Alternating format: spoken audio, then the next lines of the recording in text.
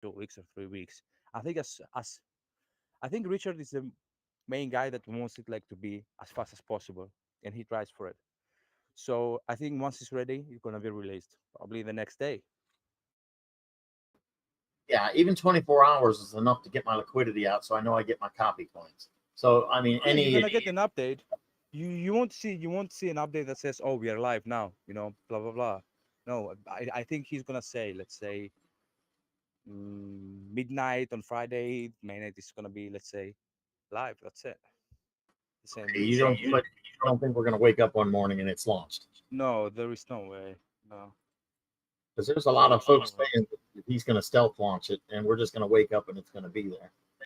I don't think it's gonna happen because there is also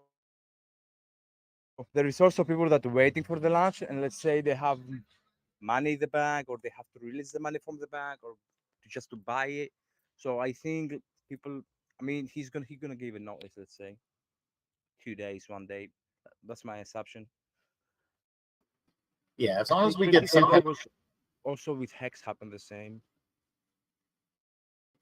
because I mean, I keep an eye on it every day. So even a 12-hour notice, I would be fine. But Same, bro. like I said, I'm going to pull the liquidity because I can't get an answer to this question of whether my liquidity is going to be copied. Um, if it was in V2, I would feel more confident that it is going to be copied because that's going to be PulseX. But being that he can't copy V3, what happens to that liquidity? You know what I mean? And I don't want to lose my copy points. I just don't. Did you try to post it on Reddit? If you go on Reddit and write the question on Reddit, you're gonna get some valuable answers. So you might be interested doing that. Yeah, free the free pulse guy told me to come here. So Yeah, I'm pretty sure you're gonna get a warning, bro. Like 24 hours, maybe 3 days, something like that. But you're definitely gonna get a warning. I hope so. Either that or if I could get a clear answer from someone. But then, like this gentleman said, we just don't know. You can ask Profex, but I'm pretty sure that he mentioned he told people he's gonna give people a warning, but But how nobody, long it's gonna be no, prior nobody's to nobody, no, nobody's know. That's the thing. And yeah, but definitely, I think it's gonna be a warning. But nothing can be official. Yeah, Kismet, did you hear my original question? came in late. Um, and like Lucas said, we really can't have anything official on this. I'm just kind of, I guess, asking for your opinion. Um, I have my liquidity I have my hex tied up in liquidity on V3, and I've heard Richard say multiple times that V3 doesn't have a copy license, a no copy license, so he's got to do V2 for PulseX. So I'm wondering, will my liquidity that has all my hex be copied because it's on V3, or am I going to lose my copies? Do I have to pull it before the actual launch so that it's liquid in my wallet to get my copies? Maybe Profex can answer this better, but as far as I understand, like anything that's providing liquidity will not get, like, you're not gonna get the benefit. You have to have it liquid in your wallet. No, it's not that cut and dry.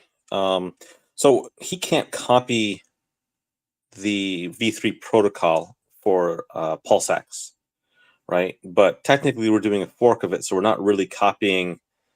We're not copying his protocol. We're not stealing the protocol. He still owns the keys to whoever wrote it for Uniswap, right? They still own the rights to it, and we actually can't remove it technically, right? Because it's a fork. So Uniswap v3 will be there. Most likely the liquidity, the fixer bot will go through and harvest a bunch of it, right? If it's paired with ETH or something, right? So most likely it will basically get taken. Like 99% of it will be bought up, and you'll get the other half of it or whatever, right? The other side of it. The V3 is gonna be awful for that because you're just not going to be able to. Right, you're going to get whatever price it is, and it's not going to ratchet up like that 1,000 times or 1,000,000 times, right? Like everything else will, like in the V2 pool. But it will be there. You will be able to remove the liquidity and put it back into your wallet if there's an interface for Uniswap up at the time, right? I assume that there's going to be a interface at some point. I thought it was kind of part of the main deal, right? That it was going to be up, that the Pulsechain devs would just put it up. But if not, someone else will probably put it up after they clear out the pools. Yeah.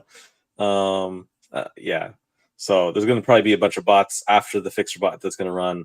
There's going to be people who then fork the interface, right, the website, to talk to it on Pulsechain. And then maybe one of those people will share it if the devs don't share it immediately. But it was copied when we did the testnet for V2, right? Once we went to V3B or V2B, I mean, because we had the PulseX DEX, I think they just didn't want to release it because they didn't want like the competition or whatever it was, right? Or maybe they just didn't need it, right? Because it wasn't important anymore because like 99% of the liquidity gets moved over to PulseX, at least if it's paired with ETH, right, originally. So it will be there. It will be copied. You will be able to remove your funds, but it may be too late by the time that you actually get it. And there's not really clarity on the front end if the devs are going to do it. So my funds will be gone. I won't be able to pull them out of there on that side, or they're going to be turned into Pulse at whatever shitty ratio you have. Right. So if you have Hex in there and you have V3 saying, hey, I'm gonna, it's going to 50 cents or whatever it is, you're gonna get that 50 cents. But being on Pulsechain, it's gonna be like 1/1,000,000th of 50 cents. Right. And so it's gonna suck. If you, on the other hand, say, hey, no, liquidity, let me put it to I don't know, 10 billion. Yeah, it's Hedron and Hex. I'm sorry I mentioned Hedron, but that's what it is. Is that so? I'm not going to lose the. I'm not going to lose the.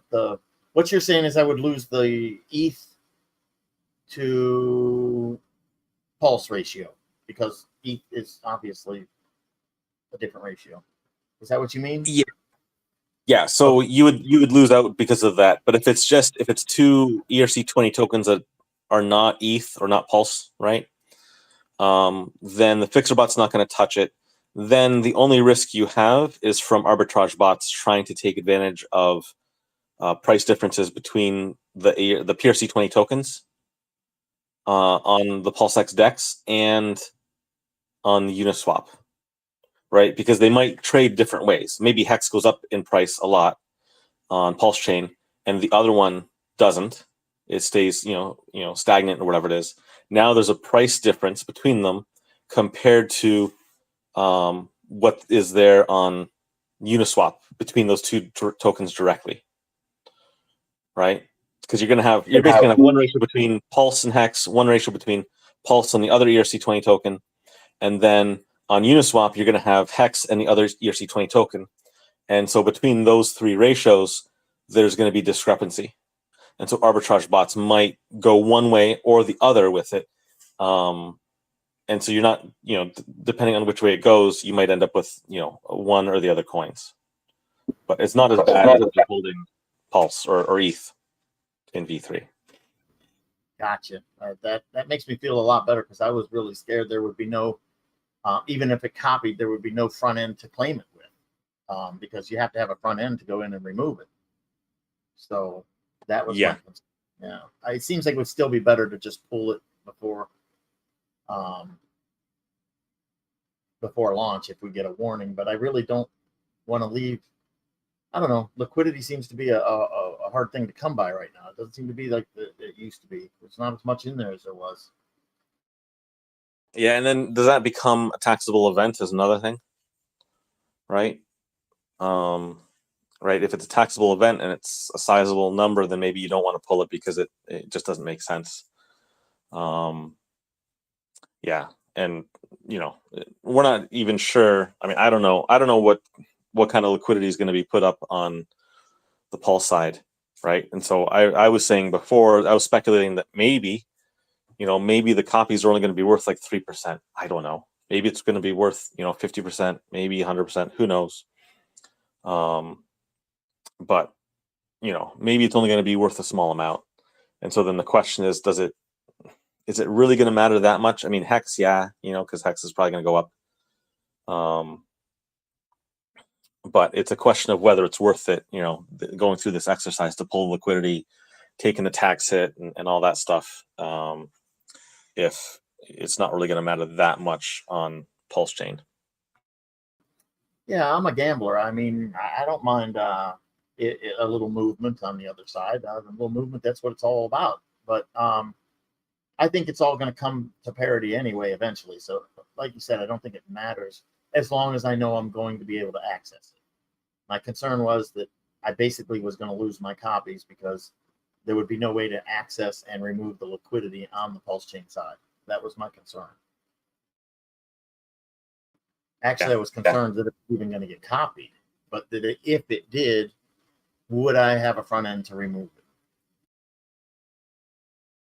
Yeah, like I said, they forked the front end on V2 because we didn't have PulseX yet, right? So they wanted to give someone something to trade and play around with. You needed something. It's not hard to do. A bunch of people have done it. There's YouTube videos on how to do it yourself. Like you can literally fork it on your computer, just at home, and just run it privately, right? And that's what people have done.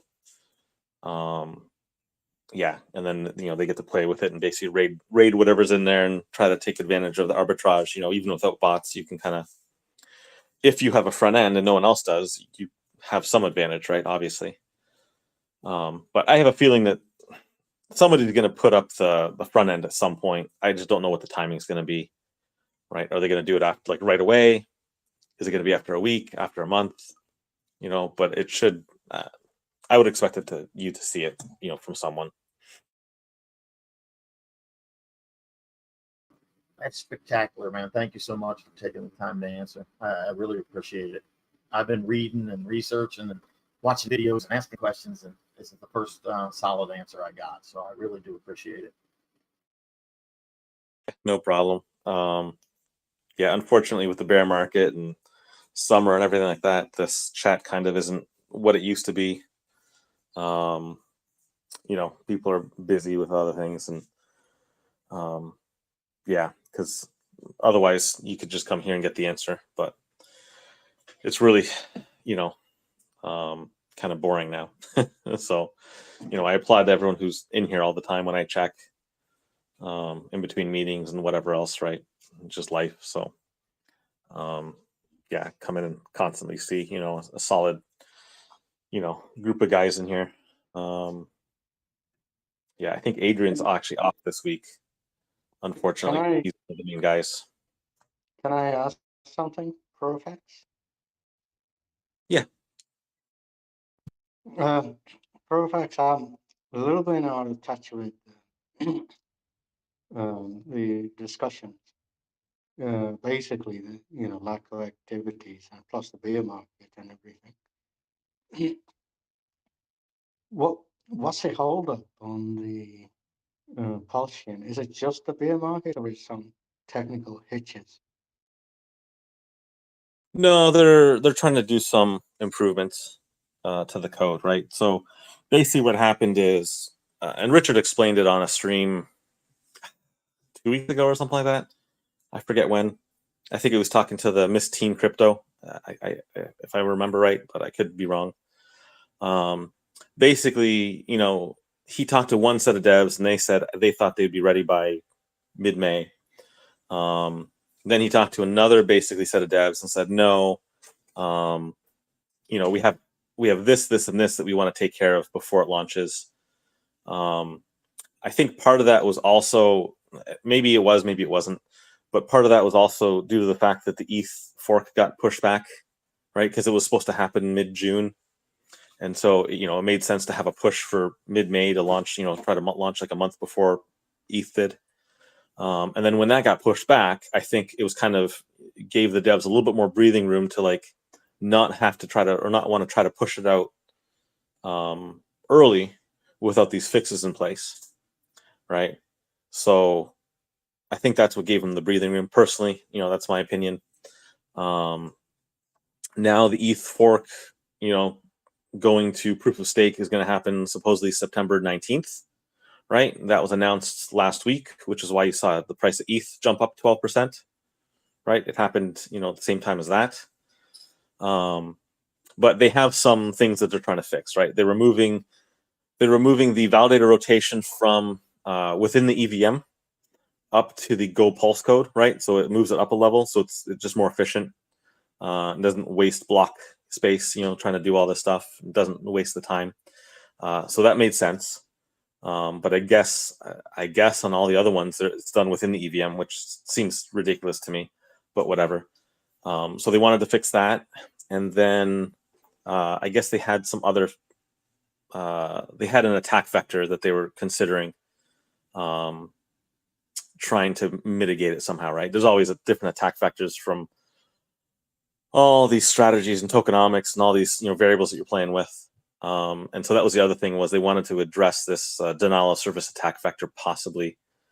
That one of the devs, I guess, had brought up. And then I think they're also possibly looking into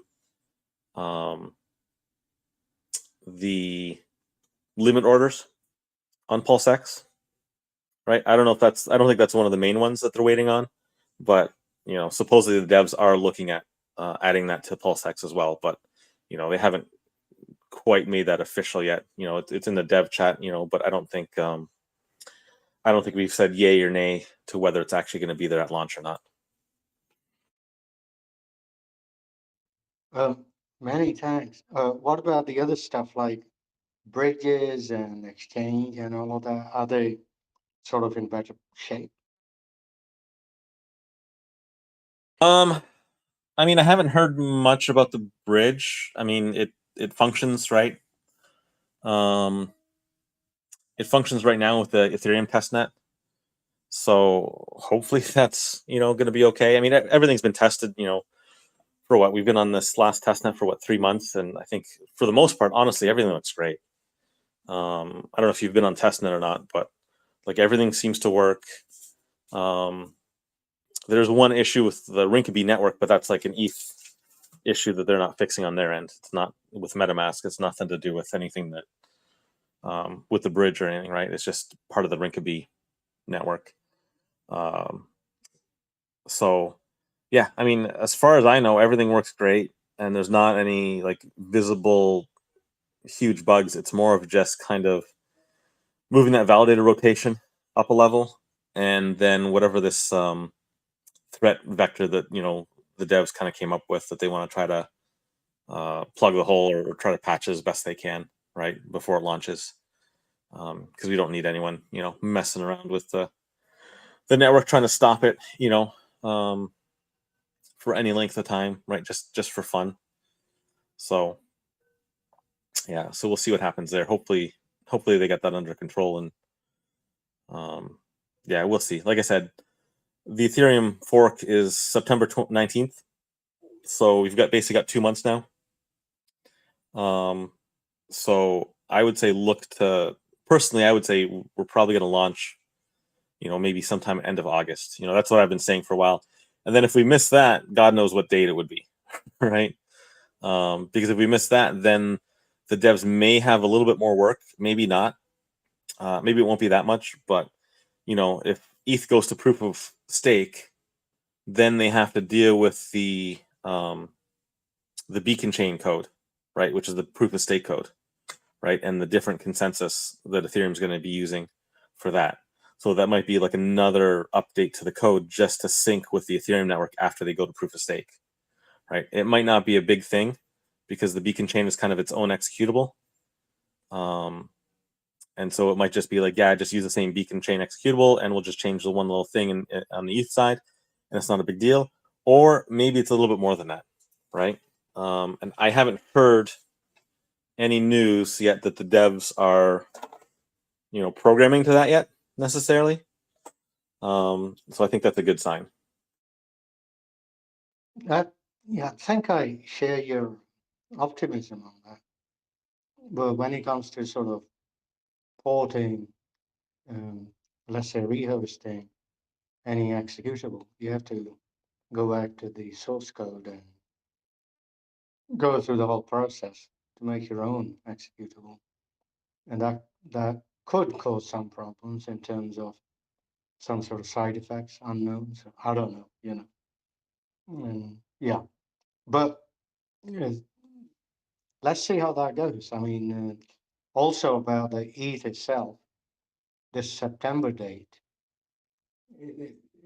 there's no guarantee of that either. It's just they have some milestones. They try to meet them. All kinds of things pop up. Yeah. Many thanks. It was good discussion. Yeah, they wouldn't be the first time, right, that they push back a date.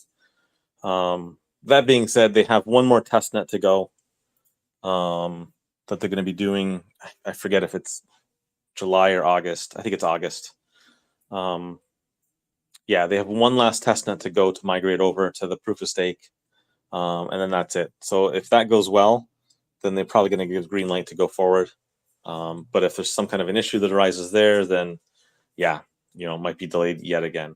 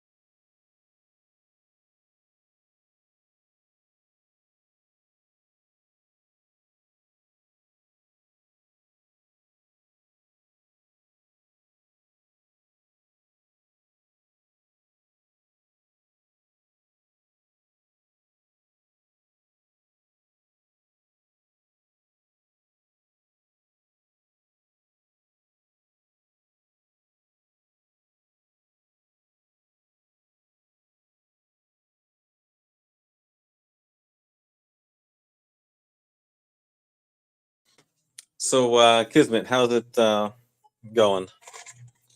You able to deal with this extended wait easily? Distract yourself with other things?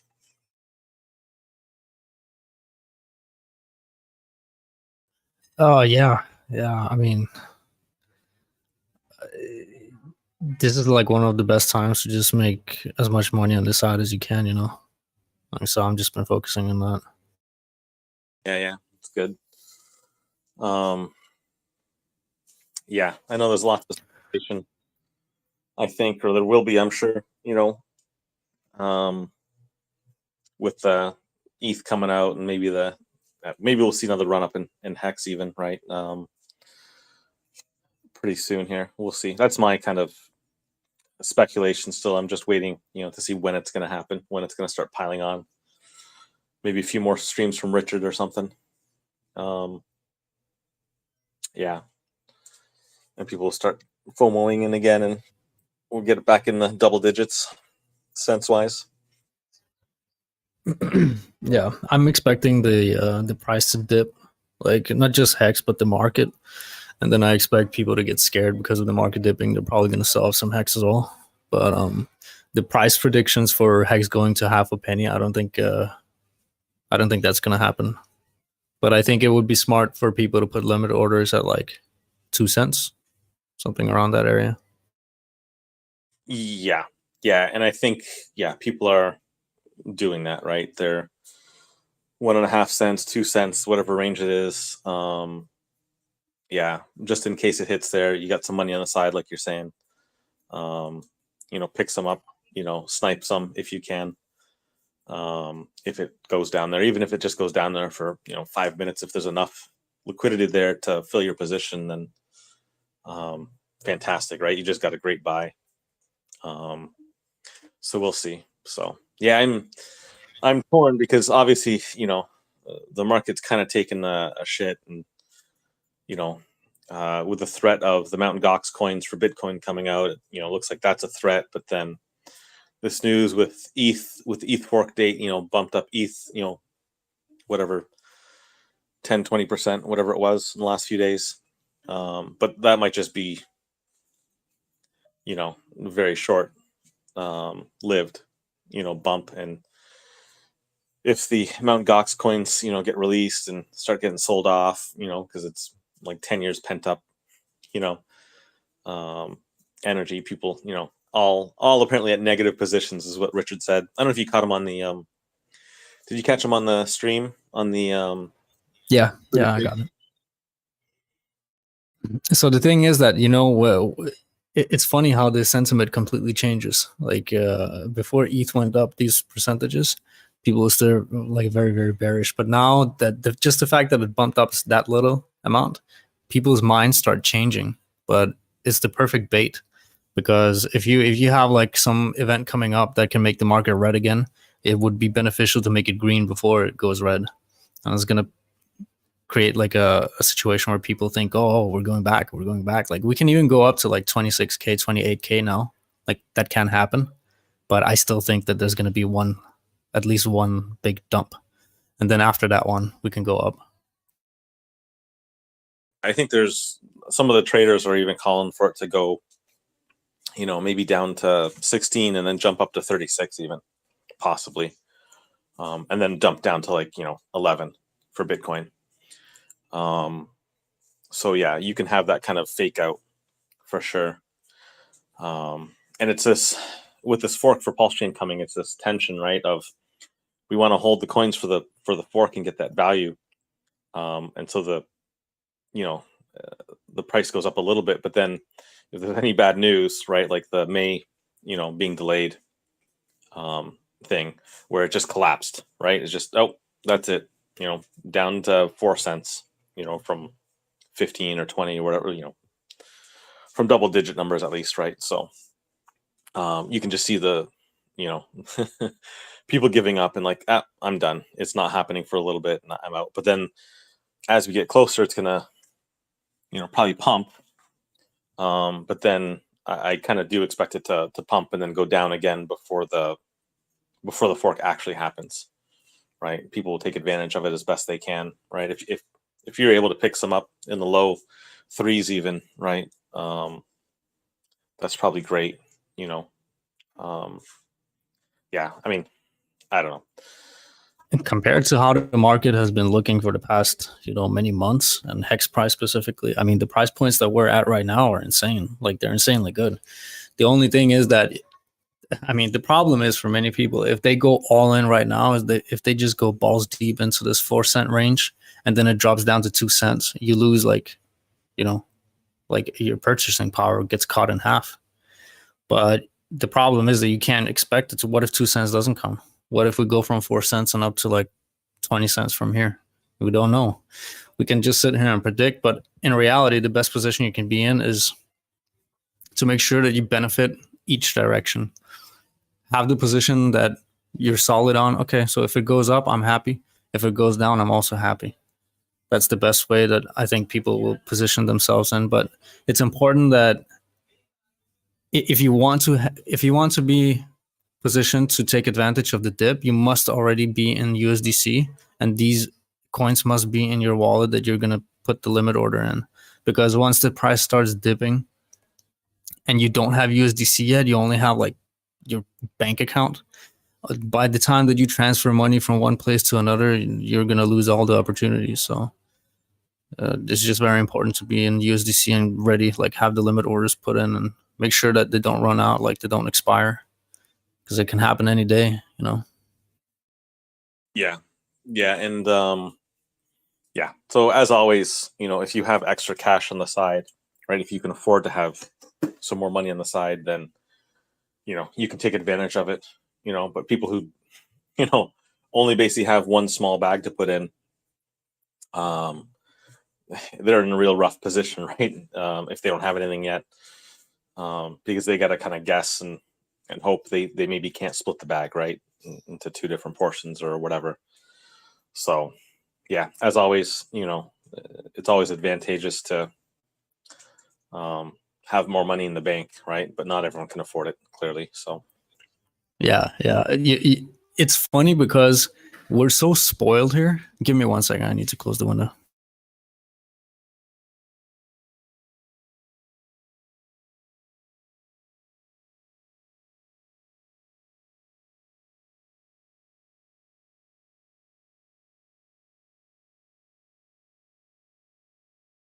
All right. So I was saying we're so spoiled because in Hex, people who understand Hex, like we realize that we have this safety net of even if the price goes down, we still understand that there's so much upward potential, and that we know that the foundation is so strong. We're not just gonna get rugged, you know.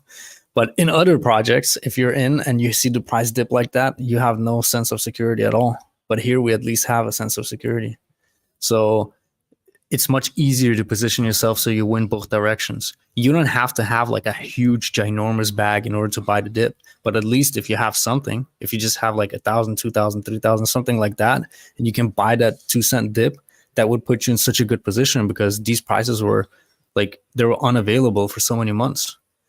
And the majority of people wouldn't even believe if we told them that the price would go down to like 2 cent range, you know, a couple of months ago. So as long as you have positions, we can definitely see Hex at $1 as a reality in the future. And in the investment world, it's kind of the near future because I don't think it's going to take that long. It will take some time, but it's not going to take that long.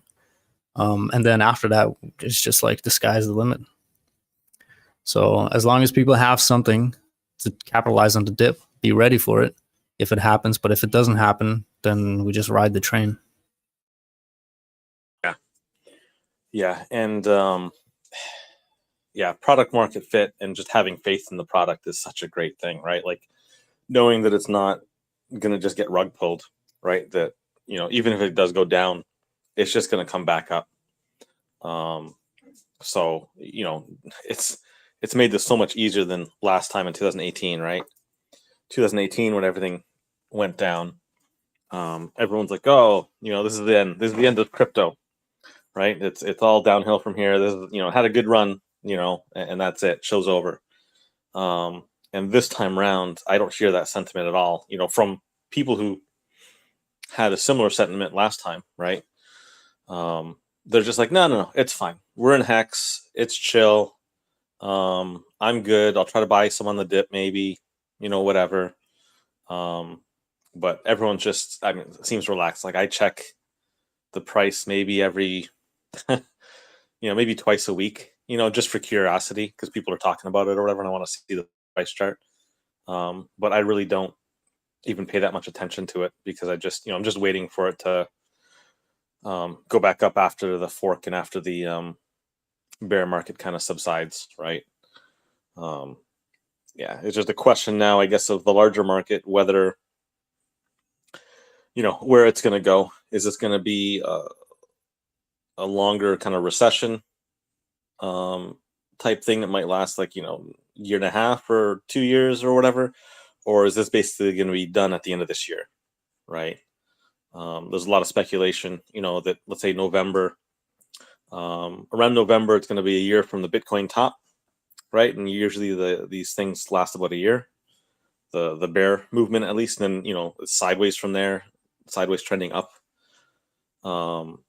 After that, and then plus you have the U.S. elections, right? So typically, it's a midterm election, so the other party's going to get in. So I guess, or typically the other, the opposite side gets in, and that might make the markets rally.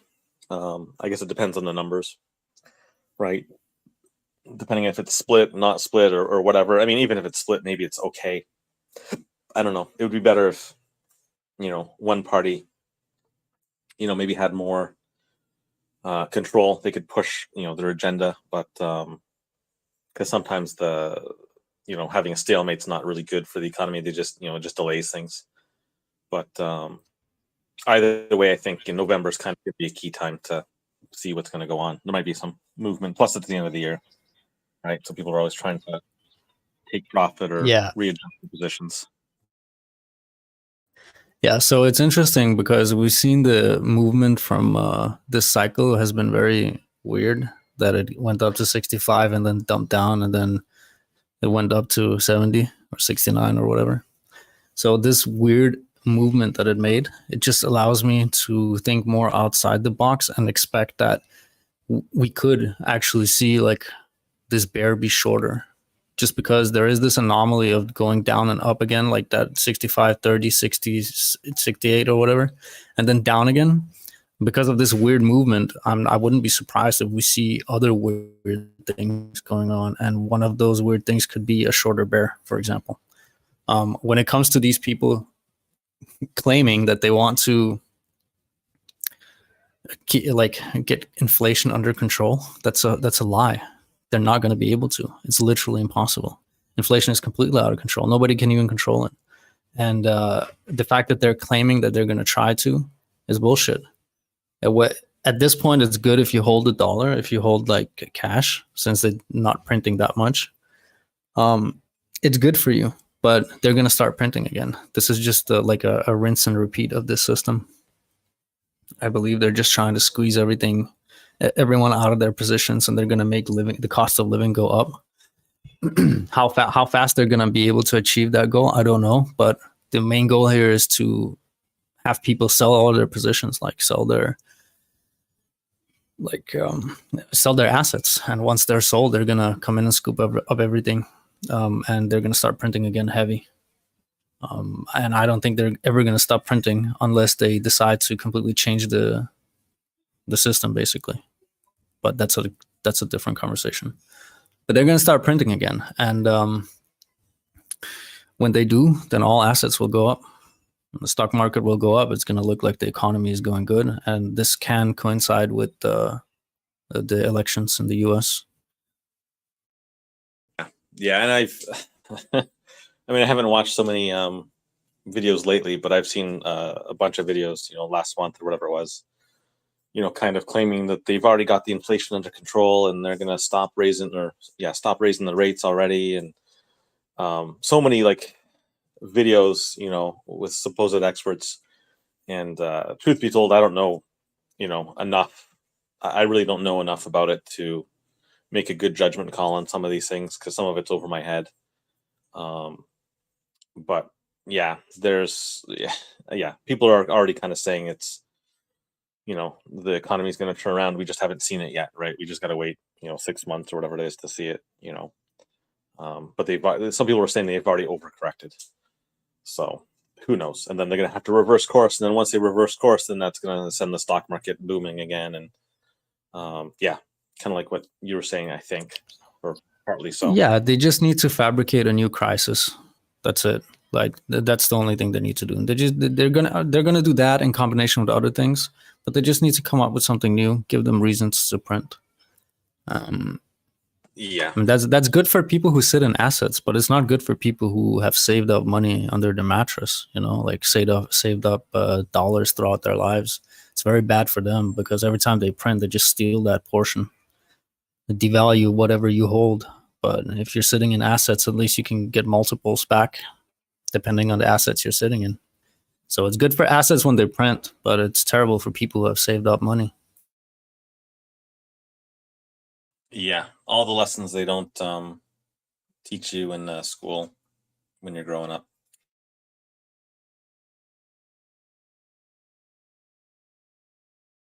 Yeah, these guys, I mean, the entire system is built like these guys are high class thieves, you know.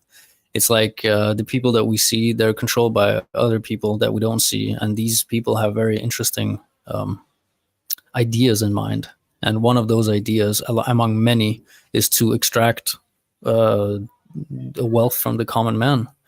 And how do you do that? Like you steal his time, you know, like, or you already pay taxes on top of everything. And then not only that, but all the money that you saved up by injecting your life force into achieving some sort of like, you know, saving, they just print and then devalue your saving. So they bend you over and then they do all the things that they want to do to you basically, and you can't do anything about it.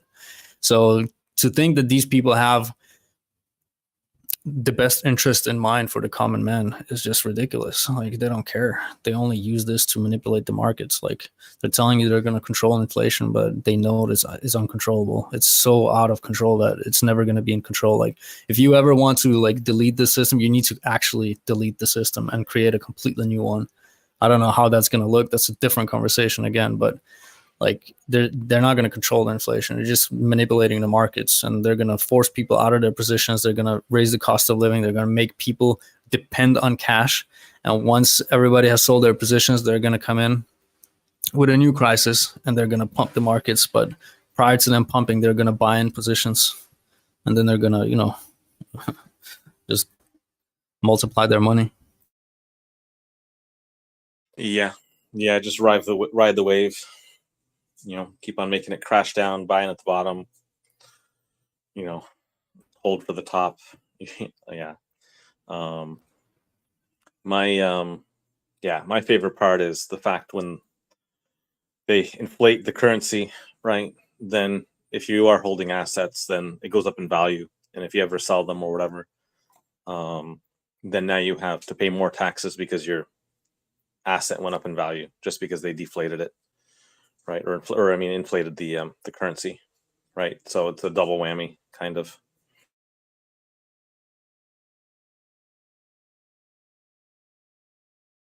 They get you one way or the other, more or less. Yeah, they will get you one way or the other. But on the good side, if you're here, if you're in this ecosystem, you know, you have a chance to multiply your stack so many times that you can even beat the inflation. You know, you can beat the devaluation of the money that you actually trade your assets into. So you get so many X's that it's okay. Like even if the economy is fucked and everything is bad, at least you got so many X's that you're going to be fine. And especially these people in here, like, you know, even though we're not in the very, very, very beginning, we're still in the beginning. So 10 years from now, everybody who's in here, they're going to be well off, you know, assuming everything goes according to plan, which I think it will. Yeah, as long as they don't come under sell pressure and have to sell it off for, you know, kidneys or something else in real life that they need, right? But yeah, I think, you know, crypto in general, but even more specifically, you know, Hex and Pulsechain is going to have that escape velocity, right? To break away from that inflation and just multiply into kind of, you know, generational wealth, hopefully. But it takes a lot of guts, right? Putting your money on the line early when things don't look so nice, right? So yeah, money on the line and the patience, bro. I don't know if you've experienced this, but if you think about like in a timeline of from the very beginning up until now, like every 95% of the time that I traded, bro, I got wrecked. But and the reason why I traded was because of impatience and stuff like that, you know. Like being patient is so important, and being tolerant of the price going up and down and not feeling the emotion of it, because we already know how it was in the past. we already know that the people who held from $2 to $30 Bitcoin and then down again and then up again, like these are the winners at the end, you know. And because we already have that picture, it's easier to do it now than it was for the pioneers back then. So again, we have the advantage by being a little bit later, just by looking at prior history, you know. Yeah, yeah, kind of like, you know, if I would have held on to my Dogecoin in 2018, instead of selling it right the first quarter there, then that would have been really nice last year, right, when it hit the all-time high. I mean, who knows if I would have sold earlier than that, but I know there was a guy at work that, you know, I talked to, you know, leading up to the Doge run there, right, leading up to the top, and I just happened to have a, you know, meeting with this guy, you know, like a week before Elon went on Saturday Night Live, and I told him, and I actually had you know, meetings with him all the week running up to it, and I told him, hey, like, you go sell that, like Tuesday, Wednesday before Elon goes on Saturday Night Live, because that's the top, right? And he went and he ended up selling it on Thursday at like 70 cents. Or 71 cents maybe, or something like that. Like, he basically sold the top. He was like 1 cent away from the top. And, you know, I could just imagine how much he put in, $20, right? So he was happy because he basically made $1,000 on it or whatever it was. But I'm pretty sure I had a lot more than that from 2018. And if I would have just held on, if I didn't get, you know, scared out of the market because I thought that they were printing monopoly money with the tether, and, you know, because they basically printed, you know, $250 million out of thin air, right, back at the time, and that was a lot of money. That was a big percentage, and that's what, you know, drove me out of the market. I lost faith, right? I didn't think it was going to come back, you know, because of that, right? Until it got a lot bigger, and then you know, then I got busy and, you know, stopped paying attention as much to crypto as I should have. But like this time around, it's like so much easier because it's like, yeah, it's fine. You know, I've got the sacrifice already locked in. We've got the hex staked, you know, so even if I wanted to do something, I can't, right? Yeah. So it's so much easier this time around, honestly. And the stake, Yeah, when you have the experience. Yeah, like if you have the experience, that's great. And then, you know, just on top of it, you know, hex with the staking, like if you've actually staked it, then it's kind of like, well, you know, the money's more or less gone one way or the other, right? We're not going to know what it's going to be until the stake comes up, you know, whether that's at the end of the year or in 15 years or whatever.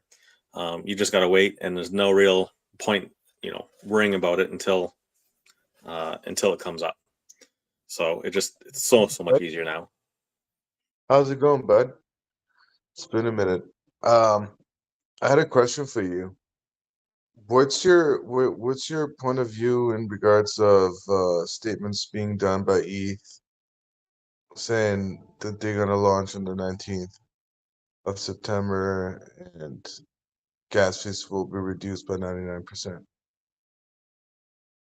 Well, I mean, whoever's telling you gas fees are going to go down doesn't know what they're talking about, because, yeah, I mean, it doesn't solve that problem, right? There's no increase in bandwidth, right? So if there's no increase in bandwidth, how can the fees go down, right? The only way fees go down is if people stop using the network at this point, right? You either stop using the network or you increase capacity, right? So unless ETH is going to go down to like $100 and people just exit totally, and even on the way down to $100, there's going to be lots of activity. It's going to be super expensive.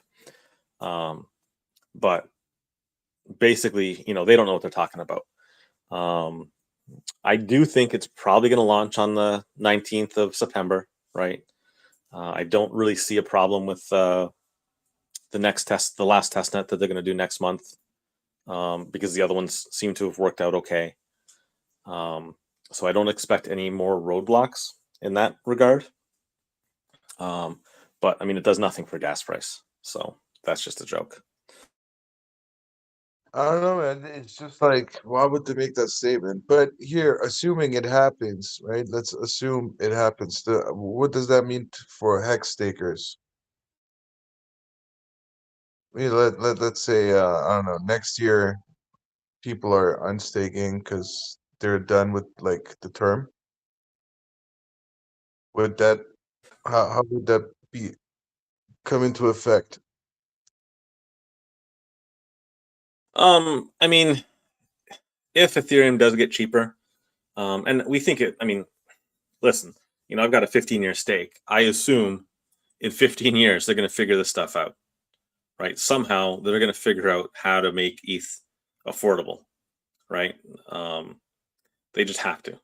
So I assume by the time my 15-year stake, my 10-year stake, all that is up, that they'll fix the fee problem. I don't think it's going to happen in the next 2 years, right? Maybe another 5 years or so, 6 years, they'll figure it out.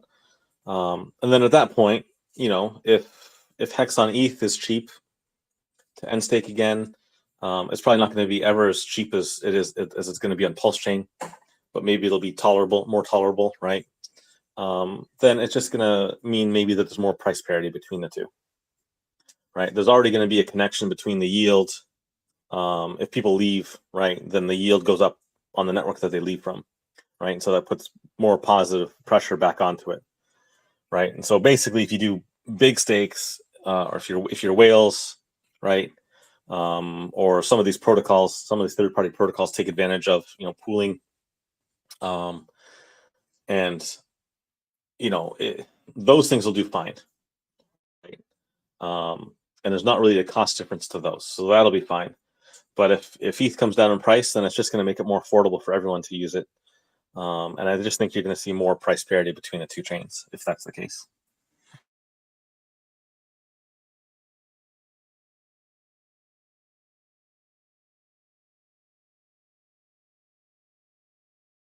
Yeah, that's why I'm not really worried about Hex, the Hex price necessarily on Ethereum. Like, people say it's going to go down, but in 10 years it should be fixed, right? So Assuming your statement, which we believe is not true, is true, so then the gas fees for ending the stake would be lower, right? Because the accounting starts then.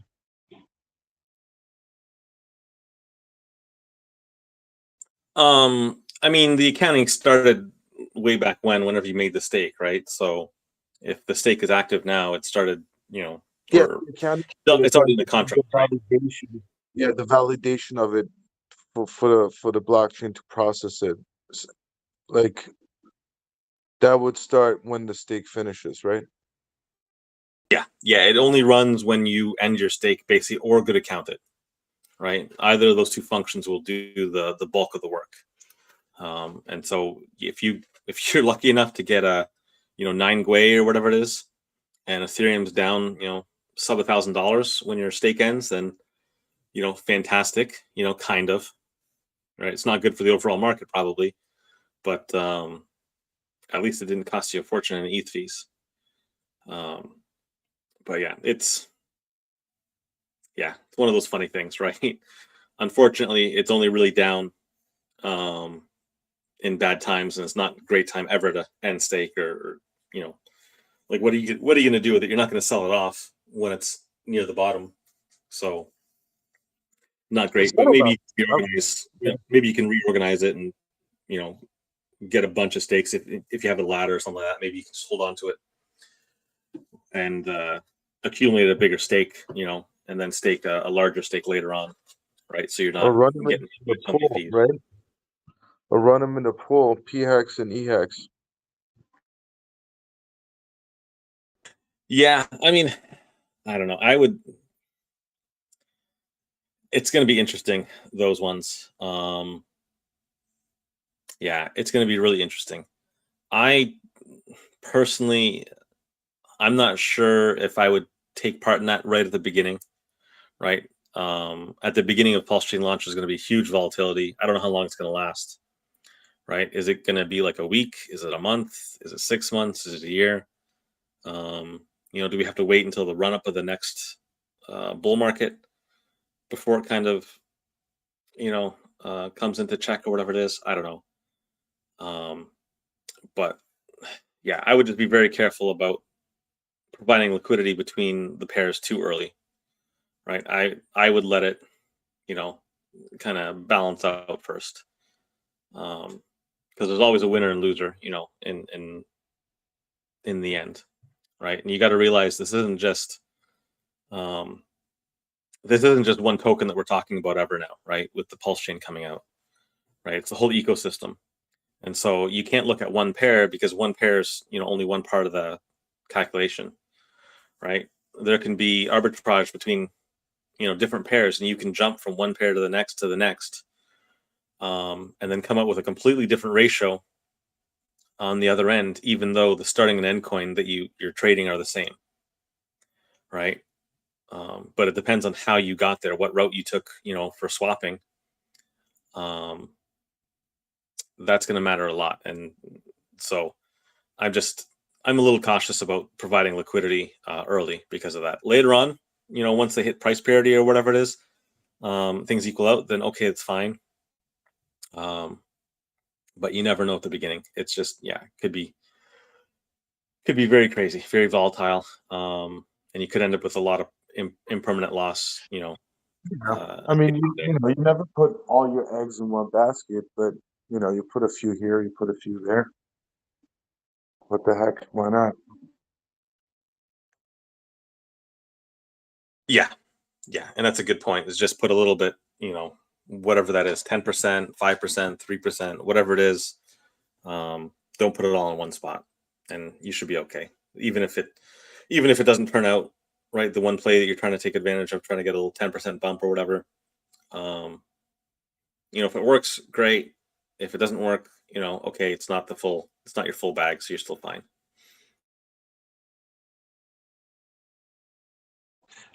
One of them is going to pick up. I mean, it can't be that all of them fail. Right? And there will be, as mentioned, like volatility. There are lots of ups and downs. But I think, I mean, not all of them are going to pick up at the start. Some of them might, be in their infant stages and, but it's like, I don't think it's going to hurt, a little bit here, a little bit there. Eventually something will bite. At the beginning, like you super early at that stage. Yeah, and you're just, like you say, just don't put all your eggs in one basket just in case, right? Yeah, it's nice to try to, if you think it's a good move, you go for it. And if it is, good, then great, you got a little bump up. But always hedge your bets, especially with something like this. You don't want to put it all in kind of in one thing, because they're just, they're all good, I would say, right? But just in case you kind of pick the wrong side of one of the bets, especially let's say between the ETH and Pulsechain with the hex price, I think in the long term, if you hold on to it, it'll be fine. But it's more of like an intermediate, like possible losses, that you might have. But I think long term, if you do it, it's fine. And then maybe you just collect all the fees, right? The whole time, right? As long as you hold it for, a few years or whatever it is, maybe, everything will work out in the end. But, I'm not a fortune teller, so yeah, I wouldn't put everything in one spot, right? So that's just me.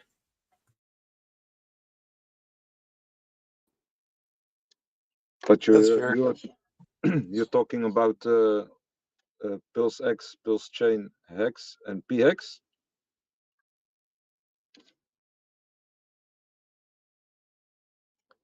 Yeah, it's about the looking for, right? Like parity, create parity, and running PHEX and EX in one pool and stuff like that. Like experimental stuff that gets redefined later as it matures.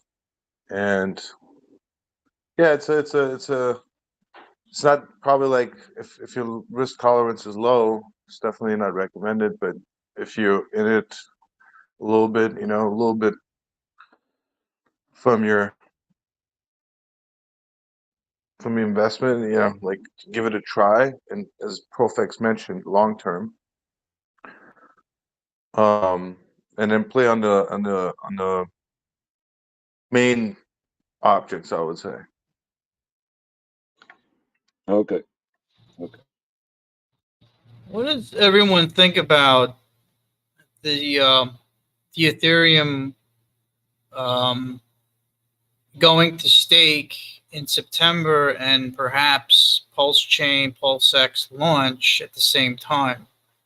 Does anyone think that'll take the pretty much of the gust out of Pulse?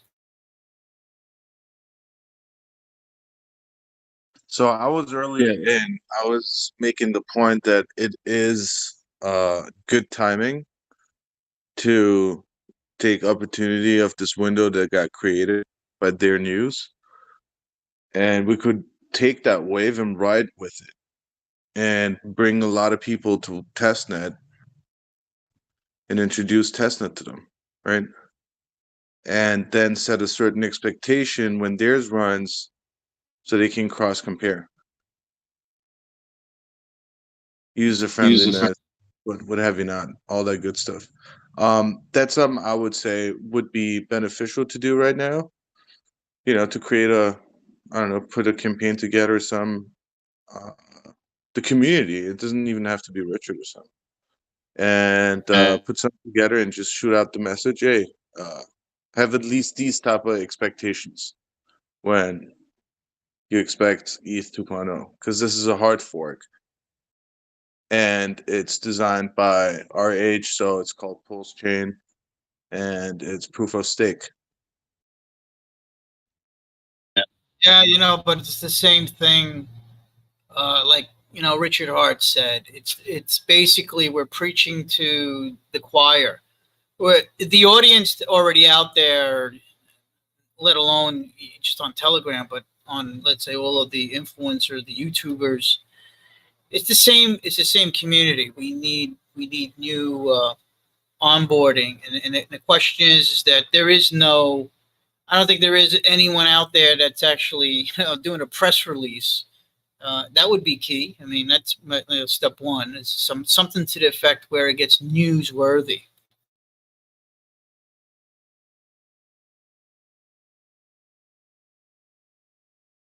Yeah, it's something that not everyone understands. Like, if you're not in marketing, or you don't dig, like, you wouldn't pick up on what's happening and what could be executed on this event. But yeah, I mean, the points are different for sure. But again, it's an opportunity. It's a wave that's taking place. It's like surfing, man. You see a nice wave, you take your board and you go surf. Look at that.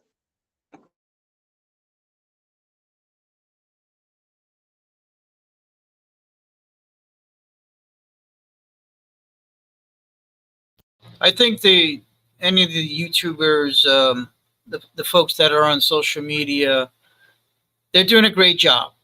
The only thing is that I would hope that the algorithm on YouTube would place it in front of new eyeballs. That would be great, but that's not happening, and not happening fast enough.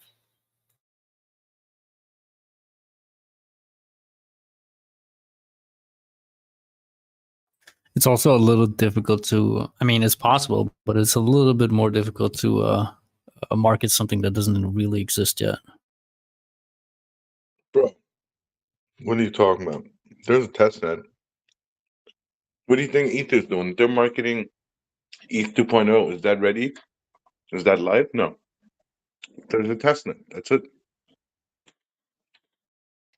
Only the people who Yeah, but comparing ETH with the Pulse chain is two different things, bro. I think the problem is that I don't think we're understanding how ETH is doing it. I think the news comes out. Different? The news comes It's out the same thing. from It's a hard the fork. developer. So I think Pulsechain is in such an infant state that there is no consortium between the developers and press releases. I mean, press releasing is not is not advertising. It's somehow the news gets out. How do those articles get written by Ethereum? It's put out by their community. Who is the community? It's the developers. It's people who hold the key. And I think Pulse needs to get on that bandwagon. I don't know. I mean, press releases. That's what we need.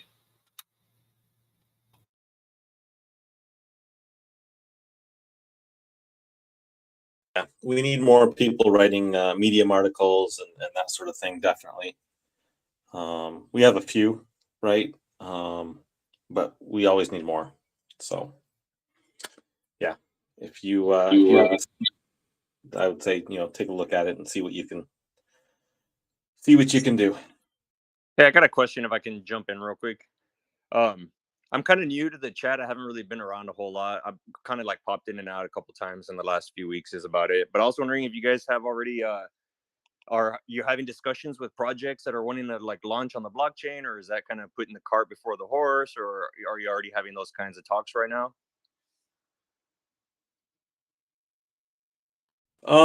In this main chat, we don't talk about third-party projects, unfortunately. Right? We just talk about the main network and then the Richard Hart projects, right? Since he's the founder. So We're talking about new projects? Launch? Yeah. I'm not trying to like soft shill or anything, right? But like I'm not gonna mention by name, but do you have a place where you have discussions with projects that would like to learn more about what it would be like to potentially launch on your network? It's open source, right? I mean, that's the way to find out. Profix, it's open source, right? The code is on GitHub. So basically, the Pulsechain code already is like, is there already going to be like a dexes and swaps and stuff like that? That's already all going to be live, like ready for just anybody to kind of go in there and start adding liquidity. Yes, and of course. tokens? Of course. Yeah. There is like Telegram. I think Profex will answer you, but there's like bunch of stuff. There's like huge amount of projects there. Oh, okay, that's a different chat. Yeah. So there's a non-official third-party chat, like the altcoins, that lists up and coming projects, but we don't moderate them because we don't want to basically, you don't know which ones are going to be scams, which ones are going to be rug pulls, which ones are going to be successful, even, and we don't want to have too much affiliation with these random projects right in the main chat, right? We want to keep this clean just for onboarding, telling people how to get a hardware wallet so they keep their funds safe, right? Don't use your phone because that's just a recipe for disaster. So we try to keep this to just security and the main parts of onboarding. And then if you want to look into any third-party projects, more or less go to their rooms, and I can link a altcoin chat or whatever, where you can basically get a link to them, and you just buyer beware type thing, right? Do your own research. Because there's already a bunch of rug pulls, and there's already been a bunch of rug pulls in there. But there's plenty of great protocols on there, right? There's lending protocols, stable coins, memes. We've got a what do you call that? We got a fork of Tornado Cash on there, right? To obfuscate your wallet, right? So if you want to give someone a tip or something, right, you can kind of run it through that first without them seeing your full bag, that sort of thing. So if you don't mind me asking, is there any way to establish any kind of protocol to make the blockchain like rug free, like by making projects like supply in escrow like equal liquidity to what they start with, so that if they tried to do it, like you could release those funds to investors or anything like along those lines? Or would that just not be decentralized anymore if you try to do something like that? Yeah, then it gets away from the decentralization, right? It's a double-edged sword. right? So yeah, unfortunately, you just can't do that, right? People are gonna rug pull, projects are gonna fail just out of no support for them or whatever. There's gonna be bugs maybe in the contracts, even who knows, right? There's lots of ways things don't turn out the way that everyone expects them to. So It's Yeah, I kind of got you. gonna Thank be you, the though. Wild Appreciate it. West out here, bro. Like it's gonna be the Wild West, and there's beauty and ugliness in that. But expect like 98% of everything that gets built is probably gonna be trash, whereas like 2, maybe 5% is gonna be real solid. But keep in mind that the blockchain is just like a world, and whoever comes in can build there, but their intentions are never obvious. Yeah, I got you. And I know you guys were recommending the Treasure Ledger, right? Is that is like for people that don't do that, and I know you're feel very strongly for it, but like for people that are like with their MetaMask or whatever, they can just go in and add the network to like those kinds of existing wallets, kind of like the way they would add any custom network, or how would that work? yeah, so I mean, you just got to realize that there's viruses out there on the software wallets, right?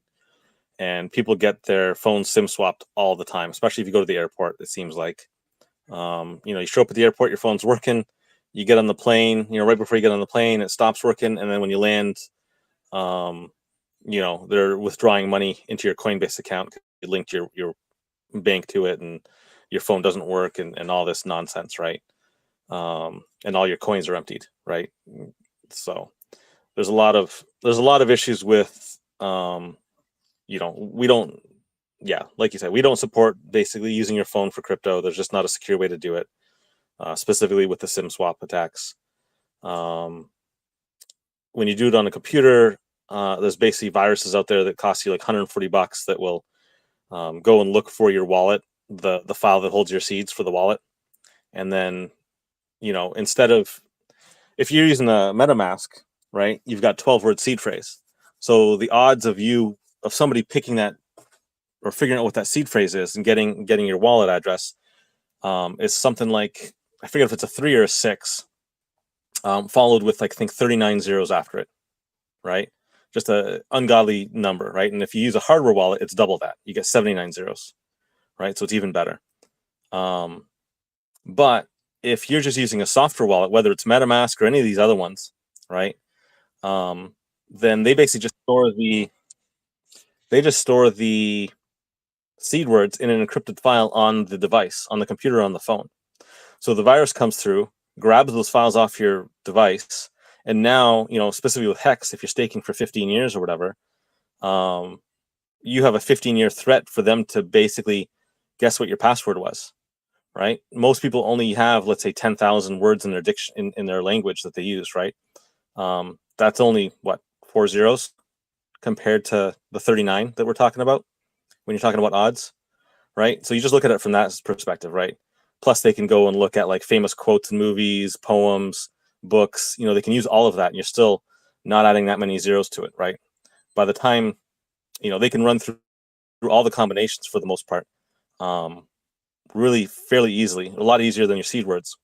And so it's just not safe to have a software wallet. You have to have an external device that's not connected to the internet, where the protocol of the device doesn't allow it, a direct communication to it, right? And so that's why you have to have a hardware wallet like the Trezor or like the Ledger, and we buy them directly from the manufacturer as well, right? We don't buy them off of eBay, we don't buy them off of Amazon, because we can't, you can't guarantee the custody, right? You can't guarantee that in the warehouse, some random worker, right, didn't go and replace it with a fake set, right, that then phone homes, right?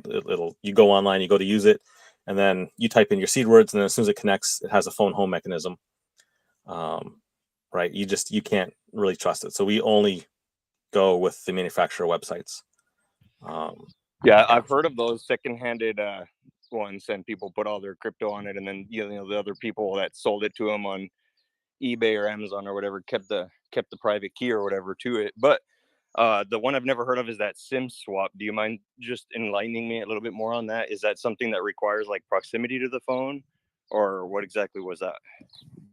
Not necessarily, but I've heard a lot happening in airports, and so I'm assuming that there's an elevated attack vector, right? Because there's a lot of people moving back and forth. Maybe they have a way to kind of scan your phone and figure out if you have, let's say, MetaMask installed, and then if you do, maybe they'll attack you at that point. Like, that's my assumption, right? There's no proof of that, but that's just, I've just heard enough stories of people going into the airport and getting screwed.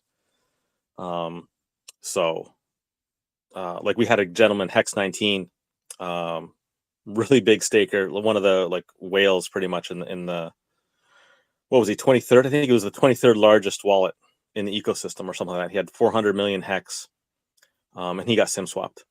So he went to the airport, and basically what happens is, when you basically just upgrade your phone, so you go to the Apple store, you go to the whatever Best Buy, and say, hey, get me a new phone, and just move my stuff over from this phone to that phone, right? Or Verizon, I guess, right?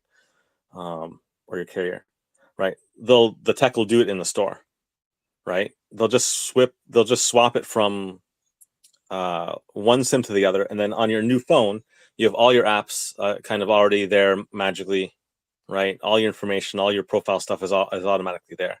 Well, they'll basically do that with your phone, right? So they'll make a copy of your phone, right? And then they have access to it, and your phone gets shut off, right? And so there's a number of ways that can happen, but if you give out too much personal information, right, then somebody can call in and just have it swapped over, right? You can do it over the phone, possibly. You could do it in store, right? Someone who's doing this could basically have a friend who works, at the carrier or whatever it is, and just say, hey, here's $100, swap this phone number for me, right? They then give your phone number to someone else. They then have access to it. If you store anything on there, like in HEX19's, case, I believe he did have he had a password saved on the cloud to his MetaMask, which then let the attacker log into MetaMask and then go and view the seed words, right? Which is obviously like multiple levels of wrong there. But at the same time, they were also able to go into like Coinbase, and basically request funds directly from his bank account because he had a link. And a lot of times these things just use like a two-factor authentication, and one of them being like a text message, right? Now that the text message is going to the attacker's phone, right, they can basically reset your security profiles, right? And so you never want to use your phone because of that risk. Prophet, Thank you. HEX19 was a previous IT guy. Did you know that? He said that Yeah. during one of the interviews. Yeah, the iron. But I mean, he's like old, so I'm sure the tech evolved a lot. But he still had the fundamentals down, right, of what he should have done. But a lot of times, us tech guys or whatever, we get a false sense of security, thinking that, it'll never happen to us because I'm doing it the right way. I'm not clicking on any bad links. I'm not that dumb. And then a new attack vector comes in that you haven't, heard about or don't know about, and then you still get attacked, right? Unfortunately. So one other one that I've wondered about. Hope you don't mind me. I don't know if I took you off topic. Hope you don't mind me like picking your brain. But whenever you're switching, like how when you get a new iPhone and you can like switch all your apps over and all this stuff, right? You just transfer iOS or whatever. Like I would imagine if you had a wallet on there, it's sending all that shit to the cloud before it sends it to your phone to the other phone, right? So like if you were to delete your wallet before doing that, is your seed phrase gone from your phone? Apple keeps it for 6 months. Anyways, if you delete it, it's going to be there for 6 months. But it's saved on a file on your phone, like just because you have the app on your phone, it's saved automatically, or you have to save it? No, it's part of the app. So when you like log into how MetaMask, you basically log in and it asks you, hey, type a password in, and then it will generate a set of words for you. Basically, what it's doing is it's using your password that you typed in as the salt, right? Or basically, it's like the password for the encrypted file that they're going to store your seed words on the device itself, right? It doesn't go to the cloud for it. It just uses it locally, but at the same time, specifically Apple will back up those files and they're stored on the cloud for 6 months, right? So if you've ever done it, you have a 6-month window where you could potentially restore it from the cloud. I don't know if you can forcibly remove that backup, but it's I know that it's there for 6 months at least after you delete it. Damn, I didn't know that. And that's without you taking any action to do that. That's just automatically done. I think it's the default settings. Yeah, there might be a way for you to disable, like if you disable backups, I guess, but it's it's tricky to see. I think if you get the right spot or not, right? Like you have to basically disable the app data, I guess. I'm I actually don't have an iPhone, so I'm not an expert at that for sure. But yeah, it's not as Yeah, so Rob, regardless of how you twist and turn this, you must get a hardware wallet. Like you will always end up at the destination of you actually needing the hardware wallet. Don't ever be in a position where you can get exposed in any way, and you just want to have the direct connection between you and the hardware wallet in order to access your funds. Because remember, the coins that you have now, even though you might think they're not worth a lot, eventually they will be. And while they're appreciating, every single time you go outside or you connect to something, you connect to a Wi-Fi, you risk somebody coming into your wallet and stealing your shit. So it's best to just pay the money and then be secure. You can sleep fine. You don't have to worry about anything. Yeah, I got you. And like you could with those treasure. I mean, I guess you could just import as many wallets as you want on there, and then you just turn the thing off, and then you're good, or what? Because I mean, isn't everything still? The thing I've never understood about those is like, how is it any different from, let's say, taking a device like an iPhone and just using that only for your crypto and just only turning it on and connecting it to the internet whenever you need to do a transaction, and then disconnecting it from the internet, turning it off. Like, how is it different from that? From doing that? Like, that's the only part that I've always kind of wondered about, because all your wallets are still like on the blockchain, right? Like, there's really nothing stored on that hardware wallet except for your seed phrases. Isn't that right? I mean, I guess one of the counterpoints to that is, why do you need to buy $1,000, $600 hardware wallet? If you're not going to bring it anywhere, why are you getting something that is overpowered for the job, right? When there's something built specifically to do what you need it to do, and it costs $50, $80, whatever it is, maybe $250 if you get the nicer versions, I guess, or whatever. And with those, you can still go in there, and if you needed to do a transaction, you can still access your swaps, and you can do whatever you need to normally do just through there. So we don't typically we don't say, like, we don't tell you to use the software from the manufacturers themselves. We still use MetaMask because of the custom RPC settings. We kind of need it for Pulsechain, right? The Coinbase wallet, right, their DeFi wallet, and MetaMask are the only two software wallets that we know of that you can custom set the RPC settings for, like testnet or for Pulsechain when it goes live.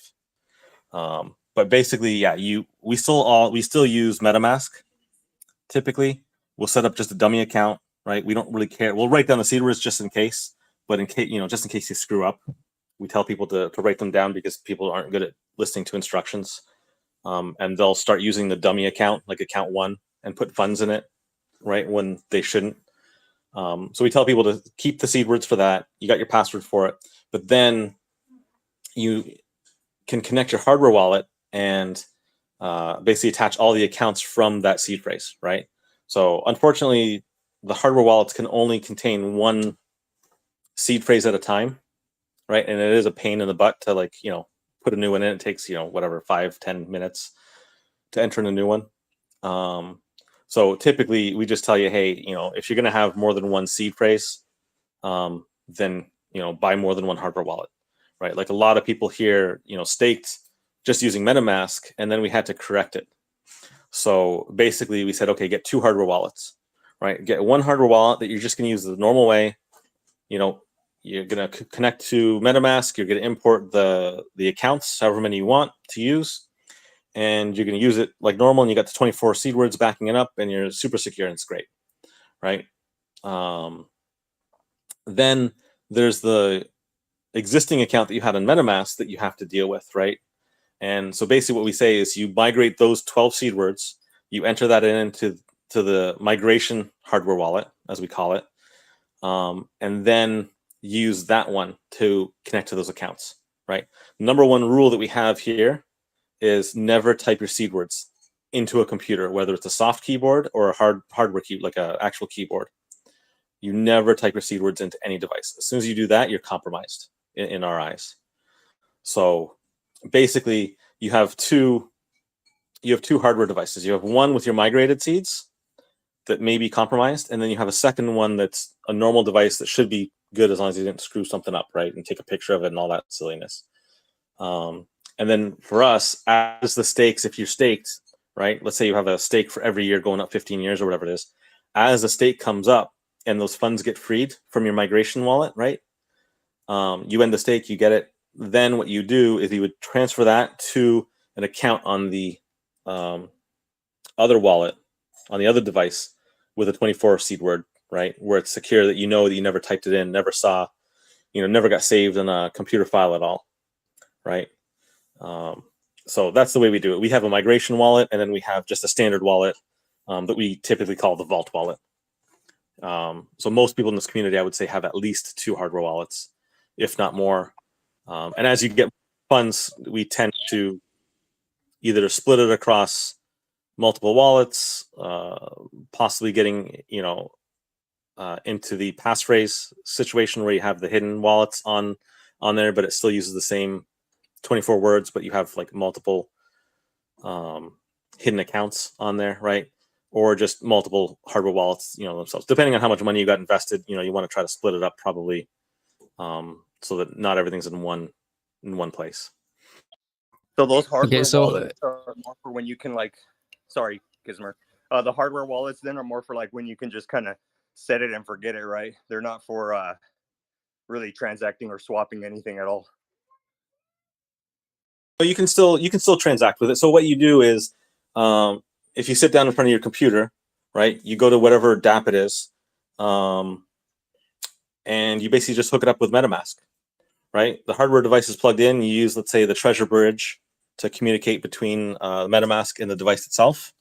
And then when you go to authenticate the transaction through MetaMask, it just pops up, an extra, few steps on the hardware wallet just to say okay, right? You type in your PIN code to kind of get through, and then you just hit okay, and then the transaction goes through. It's really very easy once you get it set up. It doesn't really add that much time.